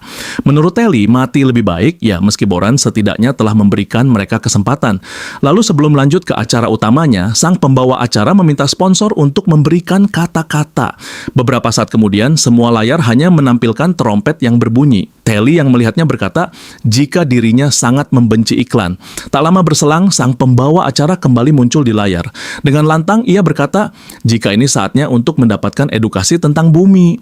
Ia menyampaikan jika para sindikat memilih bibit manusia untuk memulai planet tersebut. Ia menyebut jika ras manusia memiliki variasi yang menarik. Sang pembawa acara juga berkata, jika mereka masih menunggu hasil apakah ini adalah keputusan yang tepat. Layar kembali menampilkan ilustrasi kehidupan manusia dengan menyebut jika bumi adalah petarung yang gigih. Bagi mereka, manusia bumi meskipun dikenal primitif, mereka memiliki kreativitas yang luar biasa. Bahkan beberapa kekejaman licik mereka membuat kekaisaran tengkorak merasa malu. Setelahnya terlihat pantulan ledakan dari mata Carl. Carl memperhatikan layar tanpa berkedip sedikit pun. Pembawa acara berkata, jika korporasi Boran telah memastikan semua anak-anak telah ditempatkan di fasilitas kanak-kanak di permukaan. Carl yang melihat cuplikan tersebut merasa heran karena para alien itu menggunakan adegan sebuah film untuk ditampilkan sebagai cuplikan. Cuplikan sebuah film kembali ditayangkan. Sang pembawa acara berkata bahwa Boran juga mendedikasikan dirinya untuk mengawetkan budaya bumi. Selanjutnya, ia menjelaskan peraturan dalam Dungeon Crawler. Peraturannya tetap sama seperti musim sebelumnya, ada tangga tersebar di seluruh lantai, tetapi beberapa dijaga oleh bos. Setelah menayangkan hal tersebut, layar tiba-tiba menampilkan cuplikan yang menghilang. Sesaat Carl tampak bingung. Sang pembawa acara kembali dan berkata bahwa hanya itu informasi untuk tayangan hari ini. Setelahnya, layar kembali menampilkan jumlah crawler yang tersisa. Namun sesaat setelahnya jumlahnya berkurang satu orang. Donut berkata bahwa ia tidak mengira planet bumi yang ia huni begitu sepayah ini. Sementara Carl mengkritik para alien yang mengambil cuplikan di dalam film dan bertindak seolah-olah para manusia bertanggung jawab atas keselamatan diri mereka sendiri. Donut dengan santai berpendapat bahwa mereka harus secepatnya menemukan bos dan mengalahkannya agar bisa masuk ke dalam acara tersebut. Donut melompat turun dan mengajak Carl untuk segera membuka kotak hadiah yang mereka dapatkan. Donut melirik ke arah Carl dan menawarkan agar Carl bisa memilih hadiahnya lebih dulu. Lalu di hadapan Carl sebuah kotak hadiah terbuka, menampilkan isi di dalamnya. Donut memanggil Carl dan memperlihatkan hadiah yang ia dapat karena telah meningkatkan magic missile-nya. Ia kemudian membuka kotak lain, lalu sebuah cahaya terang muncul dan memperlihatkan sebuah talisman kupu-kupu slate. Donut yang senang tanpa pikir panjang langsung mengenakan talisman tersebut. Talisman yang dipakainya menambahkan 4 poin pada skill di kaki Donut, poin kecerdasannya juga bertambah 1. Setelahnya, Donut kembali mendarat dan berlari begitu cepat. Carl yang khawatir meminta Donut untuk berhati-hati agar tidak terluka ketika mendarat. Donut mencoba efek skill di kakinya dengan melompat ke sana kemari di arena bermain kucing. Sementara itu, Carl kembali menghampiri Telly dan bertanya dari mana ia belajar skill memasak seperti itu. Apakah Telly juga dulunya seorang crawler? Mendengar pertanyaan Carl, Telly segera berbalik dan menoleh ke arahnya. Setelah beberapa saat, Telly menjawab, tidak, ia bukan seorang crawler. Telly memberitahu bahwa tidak semua dunia dipilih untuk acara tersebut.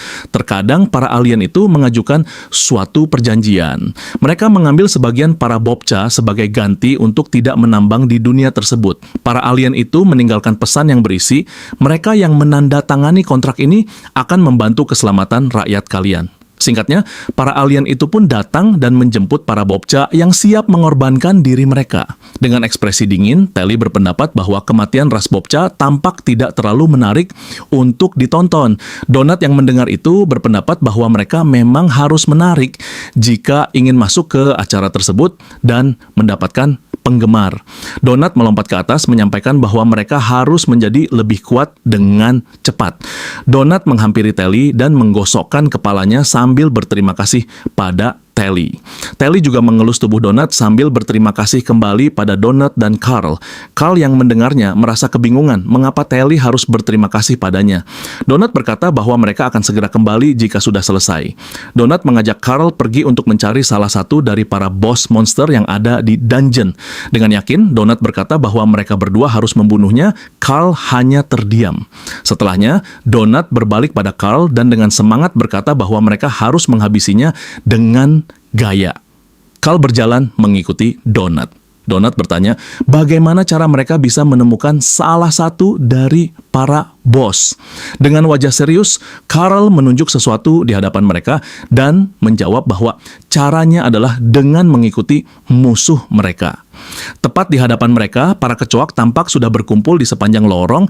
Carl mengerutkan alisnya dan menatap tajam ke arah para kecoak itu. Tanpa berlama-lama, ia segera menerjang dan melayangkan tendangan keras. Donut juga tidak tinggal diam, ia ikut bertarung dengan melancarkan peluru sihirnya. Donut bisa menghabisi para kecoak itu hanya dengan satu tembakan misil sihir. Tidak perlu waktu lama baginya untuk menghabisi segerombolan kecoa secara instan. Namun, gerombolan kecoak itu masih terus berdatangan di sepanjang lorong. Setelah beberapa saat bertarung, Carl menyeka dahinya yang berkeringat dan merasa bahwa kelompok kecoa itu semakin besar.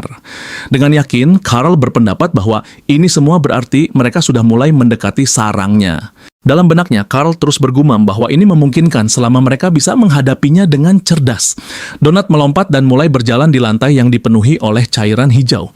Carl kemudian bertanya pada Donut apakah dirinya memiliki slice attack? Dan Donut menjawab bahwa dirinya tentu memiliki skill tersebut. Donut menunjukkan cakar mungilnya sambil memberitahu bahwa slice attack dan back claw-nya ada di level 4. Carl kembali menyipitkan matanya, menyadari bahwa kekuatan Donut benar-benar lebih tinggi darinya. Ia menatap Donut dan menyadari bahwa meskipun mananya habis, Donut masih bisa menyerang dan menyebabkan banyak kerusakan. Carl kemudian melebarkan kedua lengannya, memberikan tanda agar Donut segera kembali ke gendongannya. Donut pun kembali melompat ke pelukan Carl. Carl merasa bahwa mereka hanya perlu berhati-hati dengan konstitusi Donut yang rendah. Carl menatap kucingnya, baginya Donut begitu rapuh. Dengan penuh semangat, Donut menunjukkan sebuah bahan alkimia bernama Scatterer Hemolymph yang ia dapat. Setelah itu, Donut segera mengajak Carl melanjutkan perjalanan mereka mencari bosnya. Singkatnya, setelah beberapa saat, Carl berhenti berjalan tepat di ujung lorong. Ia mengelus kepala Donat sambil berkata bahwa mereka berdua adalah tim yang hebat. Carl meletakkan tangannya di atas pintu kayu besar. Dalam benaknya, ia merasa bahwa jika mereka bisa menghindar dan menyerang dari jarak jauh, mereka pasti bisa selamat. Setelahnya, Carl memperhatikan tulisan yang menggantung di pintu besar tersebut. Carl menyipitkan matanya, mengenali bahwa bahasa yang dipakai dalam setiap kata adalah bahasa Spanyol. Ia bertanya pada Donat, apakah ia bisa membacanya. Donat yang seekor kucing merasa tersinggung karena meskipun kini kecerdasannya meningkat, ia tetaplah seekor kucing. Melihat Donat yang kesal, Carl segera berkata bahwa dirinya tidak jadi bertanya. Tak lama kemudian pintu itu pun terbuka. Carl bertanya apakah Donat bisa merasakan sesuatu. Donat segera melompat turun dari pangkuan Carl dan berjalan masuk lebih dulu. Setelah berada di mulut pintu, mata Donat terbuka begitu lebar.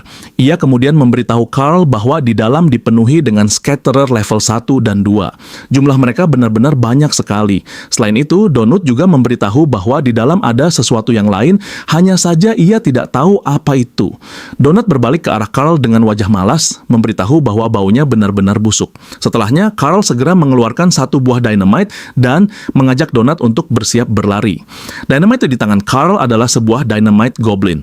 Sistem menjelaskan bahwa benda itu sangatlah rapuh. Saking rapuhnya, suara keras saja bisa memicunya.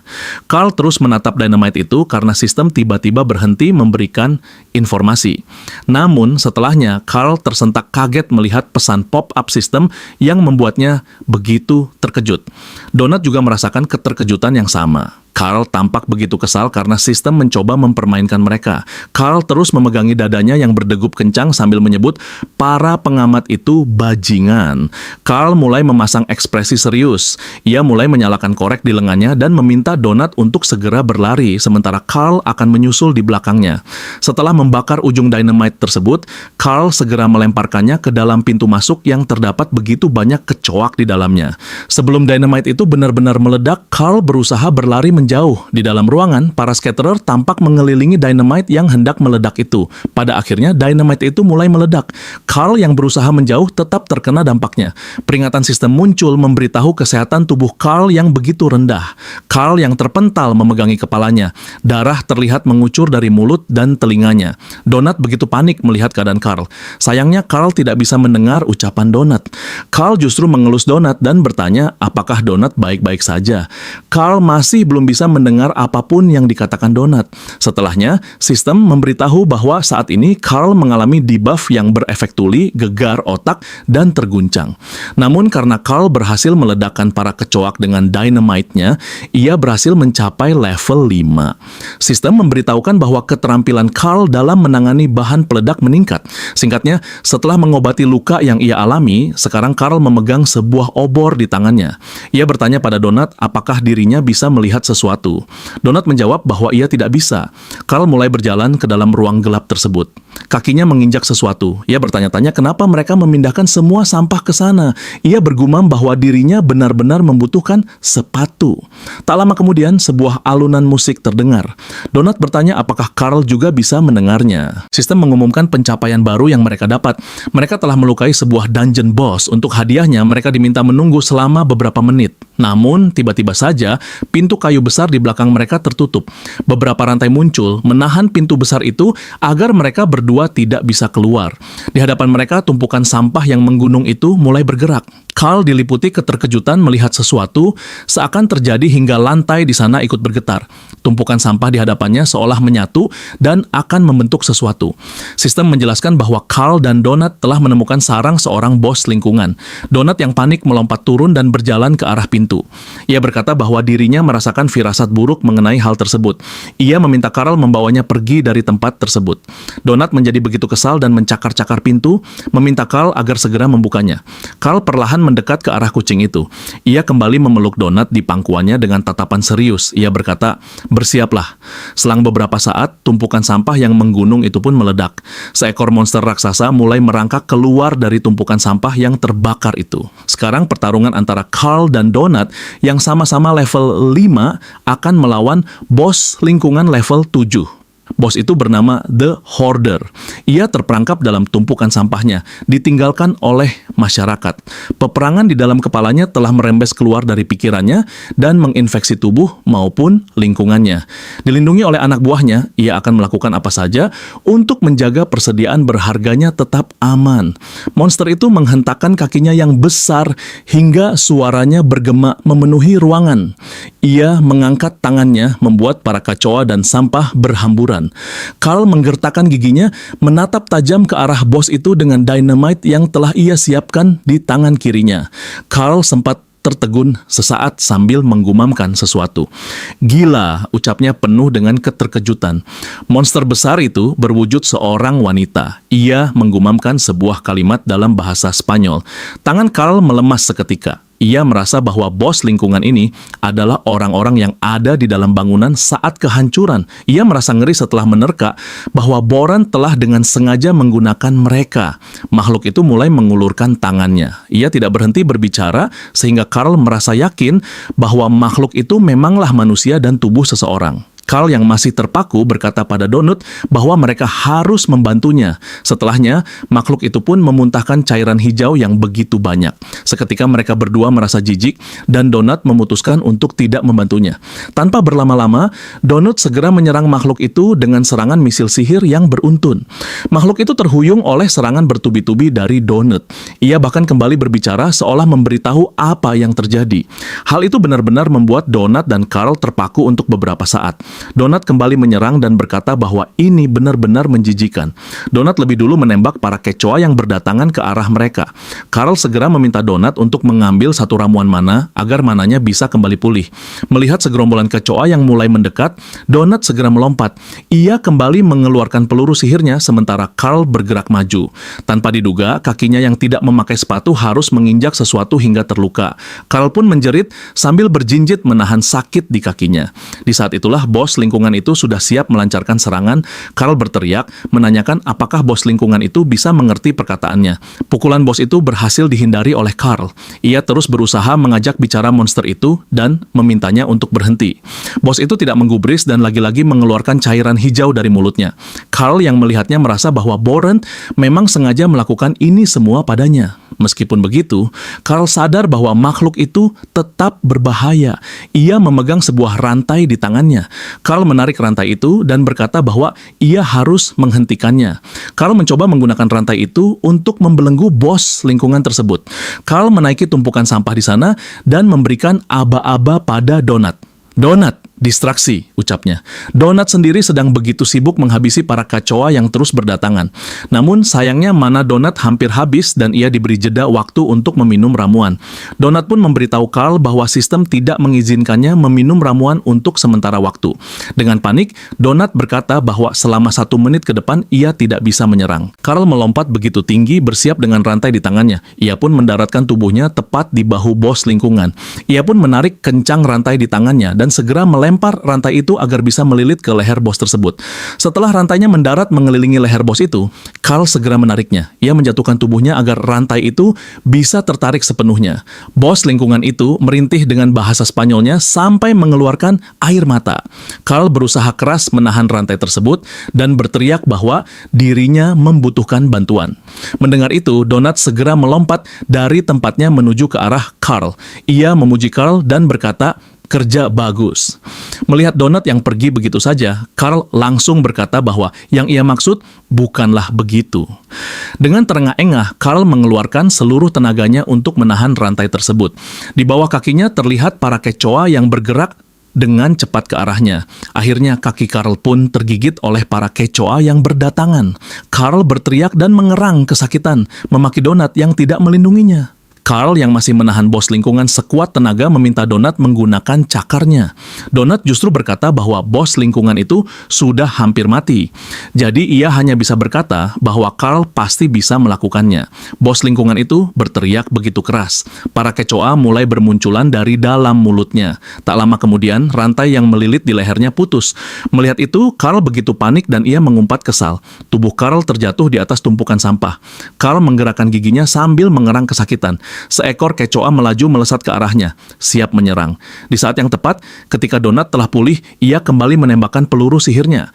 Donat melancarkan serangan bertubi-tubi ke arah bos lingkungan dan memberitahu Carl bahwa sekarang dirinya sudah bisa menembak lagi. Tubuh bos lingkungan itu terhuyung ke belakang, menerima setiap tembakan yang dilancarkan Donat. Melihat tubuh bos lingkungan yang mulai ambruk, Carl segera berlari mencoba menjauh dari area tersebut. Terlihat HP yang dimiliki bos itu hanya tinggal sedikit. Akhirnya bos itu pun ambruk menimbulkan suara yang bergema. Carl segera menaiki tubuh bos itu. Bos itu terdengar mengatakan sesuatu. Di akhir hayatnya, kalimat demi kalimat dalam bahasa Spanyol terus diucapkan. Carl hanya bisa berdiri diam memperhatikan. Setelahnya, Carl pun menyipitkan matanya, mempersiapkan sebuah kulan untuk mengakhiri semua ini. Bos itu menutup matanya dengan kata-kata terakhir yang ia ucapkan. Carl pun dengan ekspresi serius berkata, "Maafkan aku." Akhirnya ia pun melancarkan serangan terakhir. Darah pun mengalir ke mana-mana. Para kecoa yang semula bergerak lincah pun tiba-tiba meringkuk. Setelah semuanya benar-benar selesai, Carl pun turun dari tubuh bos lingkungan tersebut. Akhirnya sistem mengumumkan bahwa parti mereka yang dinamai Kerajaan Putri Donut berhasil memenangkan pertarungan. Raut wajah Carl sama sekali tidak menunjukkan rasa senang. Pikirannya masih diliputi ketidakpercayaan. Ia tak mengira bahwa Boran akan melakukan ini semua kepada orang-orang yang berada di dalam bangunan ketika kehancuran dimulai. Seketika raut wajahnya berubah menjadi masam. Ia merasa para alien itu benar-benar ingin melihat mereka sengsara. Bahkan lebih jelas lagi, mereka benar-benar ingin agar para manusia hancur. Setelahnya sebuah kertas terbang melayang. Carl memperhatikan kertas itu. Ia pun mengambilnya. Sistem memberitahu bahwa itu adalah peta perumahan. Saat Carl mengambilnya, sebuah peta hologram muncul di sampingnya. Carl menyadari bahwa sekarang minimapnya mulai melebar dan ia juga bisa menggesernya. Carl mencoba menggeser peta itu dan menemukan sesuatu. Carl yang terkejut langsung meminta Donat untuk segera melihatnya. Dalam peta itu terlihat sebuah tanda silang merah. Carl berkata bahwa ada orang lain di sana. Tetapi sistem memberitahu bahwa itu adalah mayat seorang crawler bernama Rebecca. Namun tiba-tiba Carl mengerutkan alisnya dan berkata dengan nada serius, "Sebentar." Carl mendapatkan notifikasi bahwa ia memperoleh sebuah kotak bos perunggu. Namun Donat tampak tidak merasa puas dan mempertanyakan apakah mereka hanya mendapat kotak bos perunggu saja. Peta perumahan pun terbang dan hinggap di wajah Donat. Donut yang kesal segera menyingkirkannya dan berkata bahwa seharusnya mereka mendapatkan kotak legendaris, sementara Carl masih fokus pada peta itu dan bergumam bahwa orang itu telah mati. Ia memperhatikan lokasi mayat itu berada, ternyata orang itu tewas di sebelah ruang aman. Donat begitu bersemangat dan mengajak Carl untuk menjarah mayat tersebut. Namun Carl menolak. Ia berpendapat bahwa sesuatu yang membunuh orang itu pasti masih berada di sana. Ia menyarankan lebih baik mereka pergi ke guild untuk membuka kotak yang mereka dapat. Carl juga melanjutkan bahwa dirinya ingin segera berbicara dengan Mordecai. Singkatnya, di tutorial guide terlihat Mordecai yang terbaring di ranjang sambil memegangi foto masa lalunya dan sebotol minuman. Carl terus menatap Mordecai yang tertidur dengan menyedihkan. Ia pun diam-diam mengumpatinya. Singkatnya, setelah sadar, Mordecai duduk di kursi dan berkata bahwa ada 6 tipe bos. Ada bos perumahan, bos kabupaten, bos kota, bos provinsi, bos negara, dan bos lantai. Ada juga bos elit. Namun untuk sekarang, Carl tidak perlu mengkhawatirkan mereka. Mordecai memberitahu bahwa bos yang mereka lawan sebelumnya adalah makhluk yang paling umum. Donat terkejut mendengarnya. Sambil memegangi kepalanya, Mordecai berkata bahwa itu adalah bos termudah. Seketika Carl langsung bertanya apa yang membuatnya mudah. Mordecai pun menjawab bahwa biasanya mereka harus mengajak kelompok untuk menghabisi bos tersebut. Dengan antusias Donut berkata bahwa mereka mengalahkannya hanya berdua saja. Ia merasa yakin bahwa dirinya akan muncul di dalam acara Dungeon Crawler. Sementara Carl masih mengingat jelas bos lingkungan tersebut, ia berkata bahwa wanita itu berasal dari dunia mereka dan seseorang telah mengubahnya. Carl bertanya pada Mordecai apakah kedepannya ia akan menemukan hal serupa. Mordecai mengambil beberapa botol di tangannya dan menjawab, "Tidak selalu seperti itu."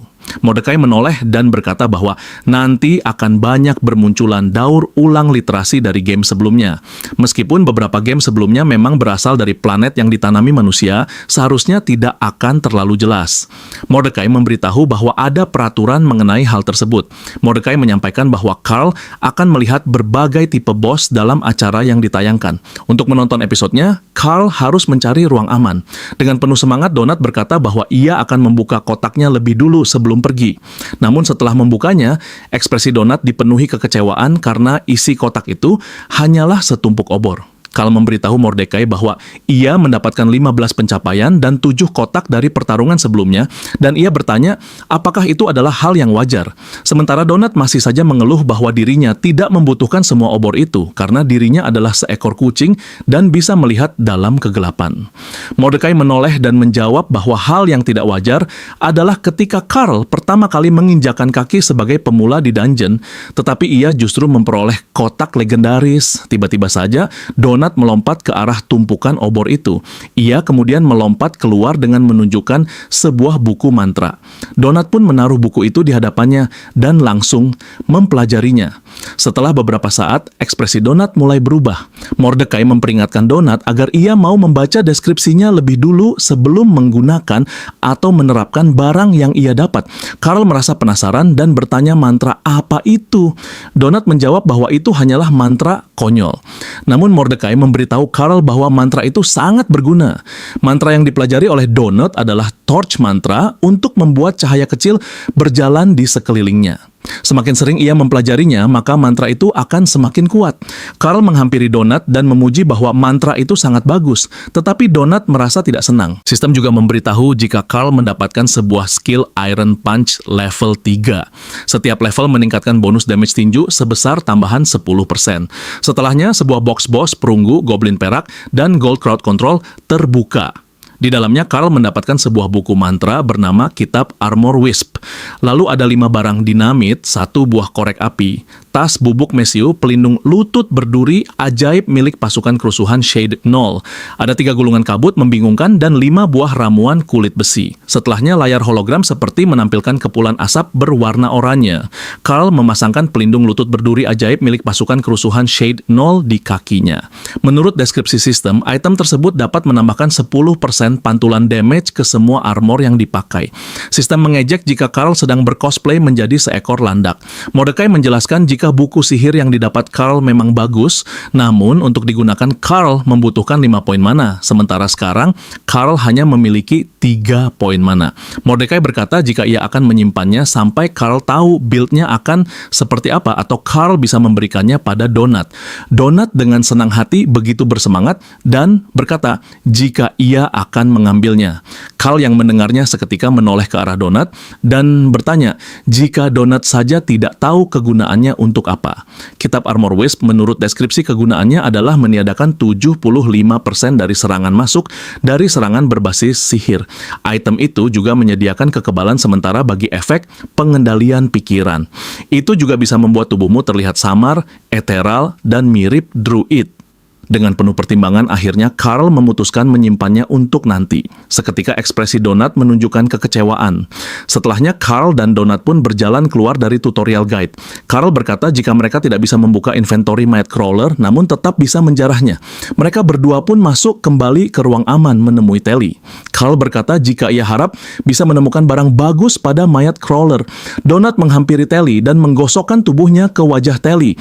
Telly hanya terdiam mendengarkan layar yang siap menayangkan tayangan dari para crawler yang spektakuler. Layar pertama kali menayangkan kelompok para manusia. Pengamat menjelaskan jika para manusia ini membentuk kelompok-kelompok yang kurang optimal. Carl nampak kaget melihat tayangan di mana satu kelompok manusia terbanyak habis ketika melawan monster. Meski begitu, sang pembawa acara memberitahu jika ada beberapa penyintas yang cepat pulih. Mereka kemudian menampilkan seseorang yang berhasil menghabisi seekor monster menggunakan sebuah pedang. Selain itu, ada juga kelompok dengan persenjataan lengkap yang berhasil mengalahkan bos tingkat kabupaten. Setelahnya, layar menampilkan cuplikan demi cuplikan tayangan para crawler yang mengalahkan bos dengan penampilan yang luar biasa.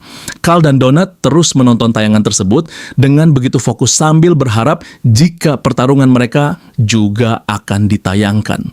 Namun mengingat kembali yang mereka lawan hanyalah segerombolan goblin dan kecoa, jelas sangat mustahil akan dilirik oleh para pengamat. Setelahnya cuplikan pertarungan para dungeon crawler pun berakhir. Layar kembali menampilkan trompet yang berbunyi. Donat menjadi begitu kesal.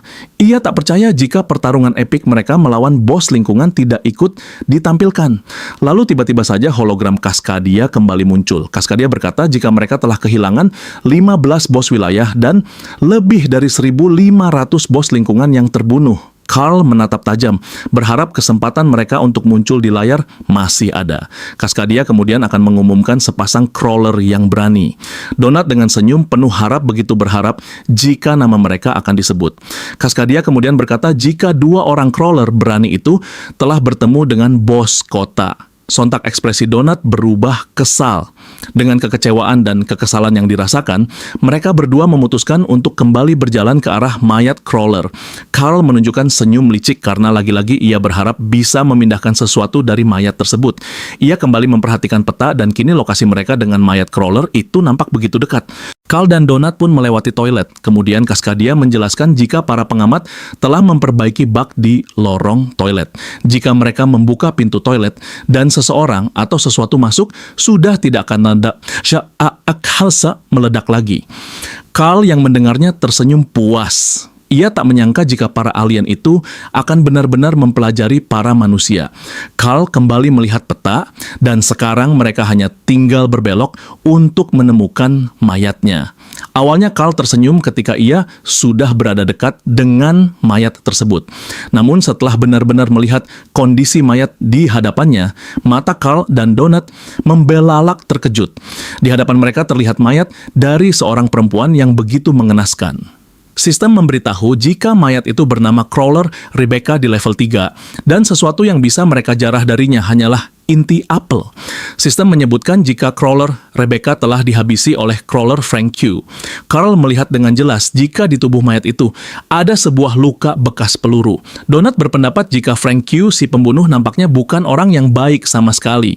Carl kembali memastikan minimap untuk melihat apakah ada tanda biru lain selain mereka berdua. Carl bertanya-tanya, apakah seseorang bisa bersembunyi dari orang lain di minimap? Carl memegangi dahinya. Ia begitu mengkhawatirkan masalah tersebut. Donat mendekati mayat tersebut dan berkata, jika mungkin Crawler Frank Q bukanlah seorang manusia. Donat bahkan berpendapat bisa jadi Frank Q ini adalah Cocker Spaniel, yaitu ras anjing telinga panjang. Donat yang ketakutan jadi merasa yakin jika ini semua pasti ulah dari anjing tersebut. Carl segera menghampiri Donat dan memberitahu jika wanita itu mati karena tertembak senjata api. Lagi-lagi Donat bersikeras jika itu pasti perbuatan anjing yang memiliki senjata api. Donat berkata jika dirinya memiliki pistol di inventory, dirinya yang seekor kucing juga bisa menggunakannya. Carl menoleh ke arah Donat dan bertanya, apa itu sungguh? Ia teringat ucapan Mordecai yang memberitahu jika inventory milik Donat berbeda dengan milik Carl. Mendengar itu, Donat yang tak yakin langsung memalingkan wajahnya. Carl pun mengejek jika Donat tak bisa melakukannya. Jadi ini juga bukan ulah seekor anjing.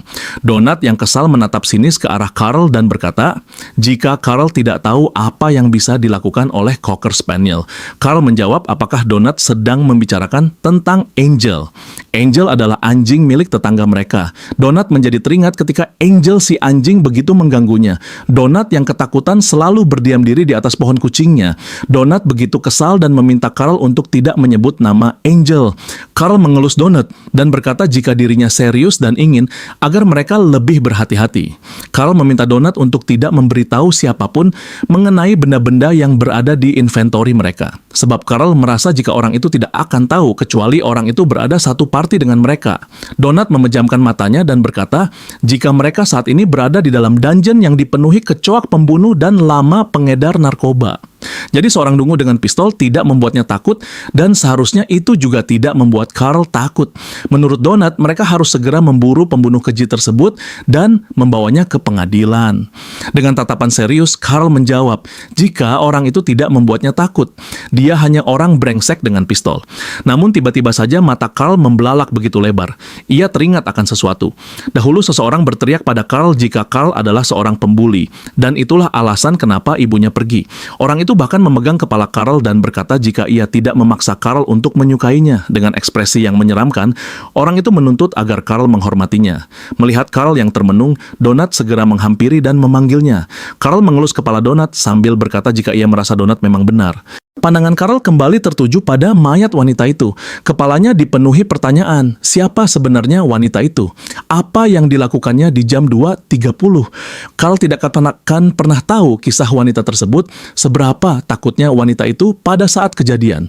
Hanya untuk dihabisi oleh seorang manusia, dan orang itu melakukan loot pada mayatnya lalu mengambil semuanya. Namun hanya menyisakan satu hal, yaitu inti apel. Dengan geram Carl berkata, jika dirinya ingin segera menemukan orang itu. Donat tersentak dan kembali bertanya, apakah Carl benar-benar serius ingin menemukan orang itu? Tapi Carl mengernyitkan alisnya dan berkata sebaliknya, tidak sama sekali. Donat kesal dan berkata jika Carl sangat gila, ia menyarankan agar mereka menjauhi orang itu. Carl mengejek Donat yang sebelumnya berkata jika ia tidak takut pada seorang dungu dengan pistol. Donat menghentakkan kaki depannya dan mengejek Carl yang berlagak seperti Charles Bronson dalam film Death Wish. Carl merasa heran bagaimana bisa Donat mengetahui hal-hal seperti itu. Donat berkata jika Carl dan Beatrice selalu meninggalkannya dengan televisi menyala setiap pergi bekerja. Dan Carl selalu meninggalkan siaran itu di tayangan film-film yang dibintangi Charles Bronson setiap hari. Akhirnya Carl mengangkat tubuh Donat dan meyakinkannya jika mereka berdua pasti akan baik-baik saja. Setelahnya Carl membuka sebuah fitur, ia mengetik sesuatu untuk Donat. Ia meminta Donat untuk menggunakan fitur chat di saat perlu. Carl sedikit kesal ketika melihat Donat membalas pesannya dengan huruf kapital. Carl menegur Donat agar tidak menggunakan huruf kapital saat membalas pesan, karena hal itu membuat Carl merasa jika Donat sedang berteriak padanya. Carl menyeting fitur pesan itu agar mereka tidak perlu mengetik ketika saling bertukar pesan. Donat yang senang dengan fitur tersebut terus-menerus mengirimkan pesan kepada Carl. Carl menutup fitur pesan dan kembali beralih memperhatikan minimap. Ia mengajak Donat untuk terus berada di lingkungan tersebut untuk sementara. Mereka juga akan membutuhkan sisa dari titik merah, karena bagaimanapun mereka membutuhkan semua XP yang bisa didapatkan dengan mudah. Dengan wajah serius, Carl berkata, setelah pintu berikutnya terbuka, mereka akan memulai berburu untuk bos lantai dan juga Frank Q. Singkatnya kini Donat kembali bertarung. Ia menembakkan peluru sihirnya ke arah segerombolan tikus besar. Setelah pertarungan berakhir, Carl berkata karena peluru sihirnya cepat habis, ia menyarankan Donat untuk melatih kekuatan cakarnya. Donat beralasan jika dirinya belum pernah melakukan hal seperti itu sebelumnya. Donat merasa khawatir dan bertanya bagaimana jika musuhnya menyerang balik. Dengan jujur, Donat memberitahu Carl jika dirinya takut terkena serangan dan ia juga tak mau tersakiti. Carl yang mendengarnya bertanya bagaimana Donat bisa sembrono dan merasa takut di waktu yang sama. Donat pun berkata alasannya adalah dirinya tidak bisa mengendalikan instingnya karena dirinya adalah generasi yang lebih jauh dari harimau, jadi tidak bisa sebuas itu. Carl meraih tubuh Donat sambil berkata jika tidak ada masalah apapun pada garis keturunan Donat. Carl pun mengangkat tubuh Donat. Donat kemudian berkata jika mereka sepertinya sudah pernah ke sana sebelumnya. Kini mereka berdiri di pintu kayu yang pertama kali mereka lihat setelah memasuki dungeon. Carl berkata jika di sana adalah tempat awal mereka masuk dungeon. Donat berbisik pada Carl jika ia tak masalah melawan para goblin, tapi menurutnya tidak akan ada tangga yang berada dekat dengan tepi peta. Donat meminta Carl mengingat kembali tampilan di acara sebelumnya, setiap lantainya menjadi lebih kecil. Donat berpendapat jika mereka harus bergerak ke arah timur sebelum mulai melihat tangga. Tapi Carl tersenyum, wajahnya penuh keyakinan, dan meminta Donat untuk tidak khawatir. Sambil memperhatikan titik merah yang begitu banyak di minimap, Carl berkata jika dirinya memiliki rencana. Melihat segerombolan titik merah, Donat panik dan berkata jika itu adalah goblin yang sangat banyak. Sesaat kemudian para goblin itu telah berada di sana. Carl dan Donat terkepung oleh para goblin yang berdatangan dari segala arah. Dari arah lain, para goblin yang mengendarai motor sudah bersiap menyerang mereka. Wajah Donat begitu pucat dan memanggil Carl, sementara Carl masih berdiam diri dengan tenang. Para goblin itu menarik tuas gas dan melaju begitu cepat, siap menabrak ke arah Carl. Melihat para goblin yang semakin mendekat, Carl sama sekali tidak bergerak. Namun dengan tiba-tiba, Carl mengangkat lengan kirinya sampai tato di tangannya terlihat. Ia berkata, "Tunggu sebentar." Perhatian para goblin pun seketika tertuju pada goblin pas di tangan Carl. Carl memberitahu mereka jika ia memiliki akses untuk melewati area tersebut. Para goblin yang mengendarai motor pun seketika membelalak bingung. Mereka menghentikan motor itu sebelum menabrak Carl dan Donut. Carl dan Donut masih berdiri santai di hadapan para goblin. Beberapa baut dari kendaraan tersebut terlepas setelah mengerem mendadak. Para goblin tersebut turun dari motor, kemudian berkumpul dan saling berbisik satu sama lain. Carl yang melihatnya merasa lega karena tato di tangannya benar-benar bekerja sampai membuat para goblin itu tidak agresif lagi. Seorang goblin dengan pentungan nanas di lengannya menghampiri Carl dan bertanya dari mana ia mendapatkan tanda tersebut. Carl terdiam sesaat. Dalam benaknya ia berpikir butuh waktu cukup lama untuk menemukan jawaban yang masuk akal. Tapi tiba-tiba saja Donut menutup mulut Carl dengan ekornya dan berkata, jika Carl telah meledakkan salah satu dari motor jelek para goblin dan menderek 3 orang goblin di sepanjang jalan. Donut juga memberitahu jika para goblin itu ingin mencari teman mereka berada di perumahan sebelah. Seketika Carl yang kesal melirik ke arah Donut dan meminta agar Carl saja yang berbicara. Namun setelah mendengar Donut yang berbicara, tiba-tiba saja wajah goblin itu memerah. Nampaknya karisma Donut lagi-lagi berhasil mempengaruhinya. Carl kemudian menunjuk lengannya dan berkata, jika dirinya lah yang memiliki tato tersebut. Tapi dengan bangga Donut menjawab, jika dirinya yang memiliki 37 poin karisma. Dengan raut penuh keyakinan, Donut berkata, lihatlah ini. Donut pun melompat dari bahu Carl dan berjalan mendekat ke arah goblin tersebut. Goblin itu nampak bingung. Donut lalu bertanya siapa namanya. Goblin itu mengetuk dahinya dengan pentungan dan menjawab, jika dirinya tidak memiliki sebuah nama. Donut dengan lembut berkata, jika itu sangat disayangkan. Ia kemudian memberikan nama kepada 3 goblin tersebut. Yang pertama adalah BA, yang kedua adalah Face, dan yang ketiga adalah Murdoch. Mendengar nama yang diberikan oleh Donut, ketiga goblin itu saling menatap satu sama lain dengan bingung. Donut menoleh ke arah Carl dan berkata agar Carl mengingatkan dirinya sekali lagi untuk apa mereka berada di sana. Carl menjawab jika ia ingin para goblin itu membuatkan sesuatu untuknya. Akhirnya Donut berjalan lebih dulu dan memanggil goblin yang ia beri nama BA untuk mengantarnya pada goblin insinyur terbaik di sana. Dalam ingatannya, Donut tahu betul jika goblin insinyur yang pernah ia lihat sebelumnya memakai sebuah alat masak di kepala mereka. Sambil menggaruk kepalanya, goblin itu pun menjawab, baik Bu. Donut yang mendengar itu sedikit tersentak. Ia langsung berkata, tunggu. Mereka semua pun terdiam dalam keheningan untuk beberapa saat. Setelahnya Donut berbalik dan berkata, bukan Bu, ini adalah Princess Donut. Donut kembali menunjuk ke arah BA dan kembali bertanya apakah bisa. BA pun menjawab, baiklah.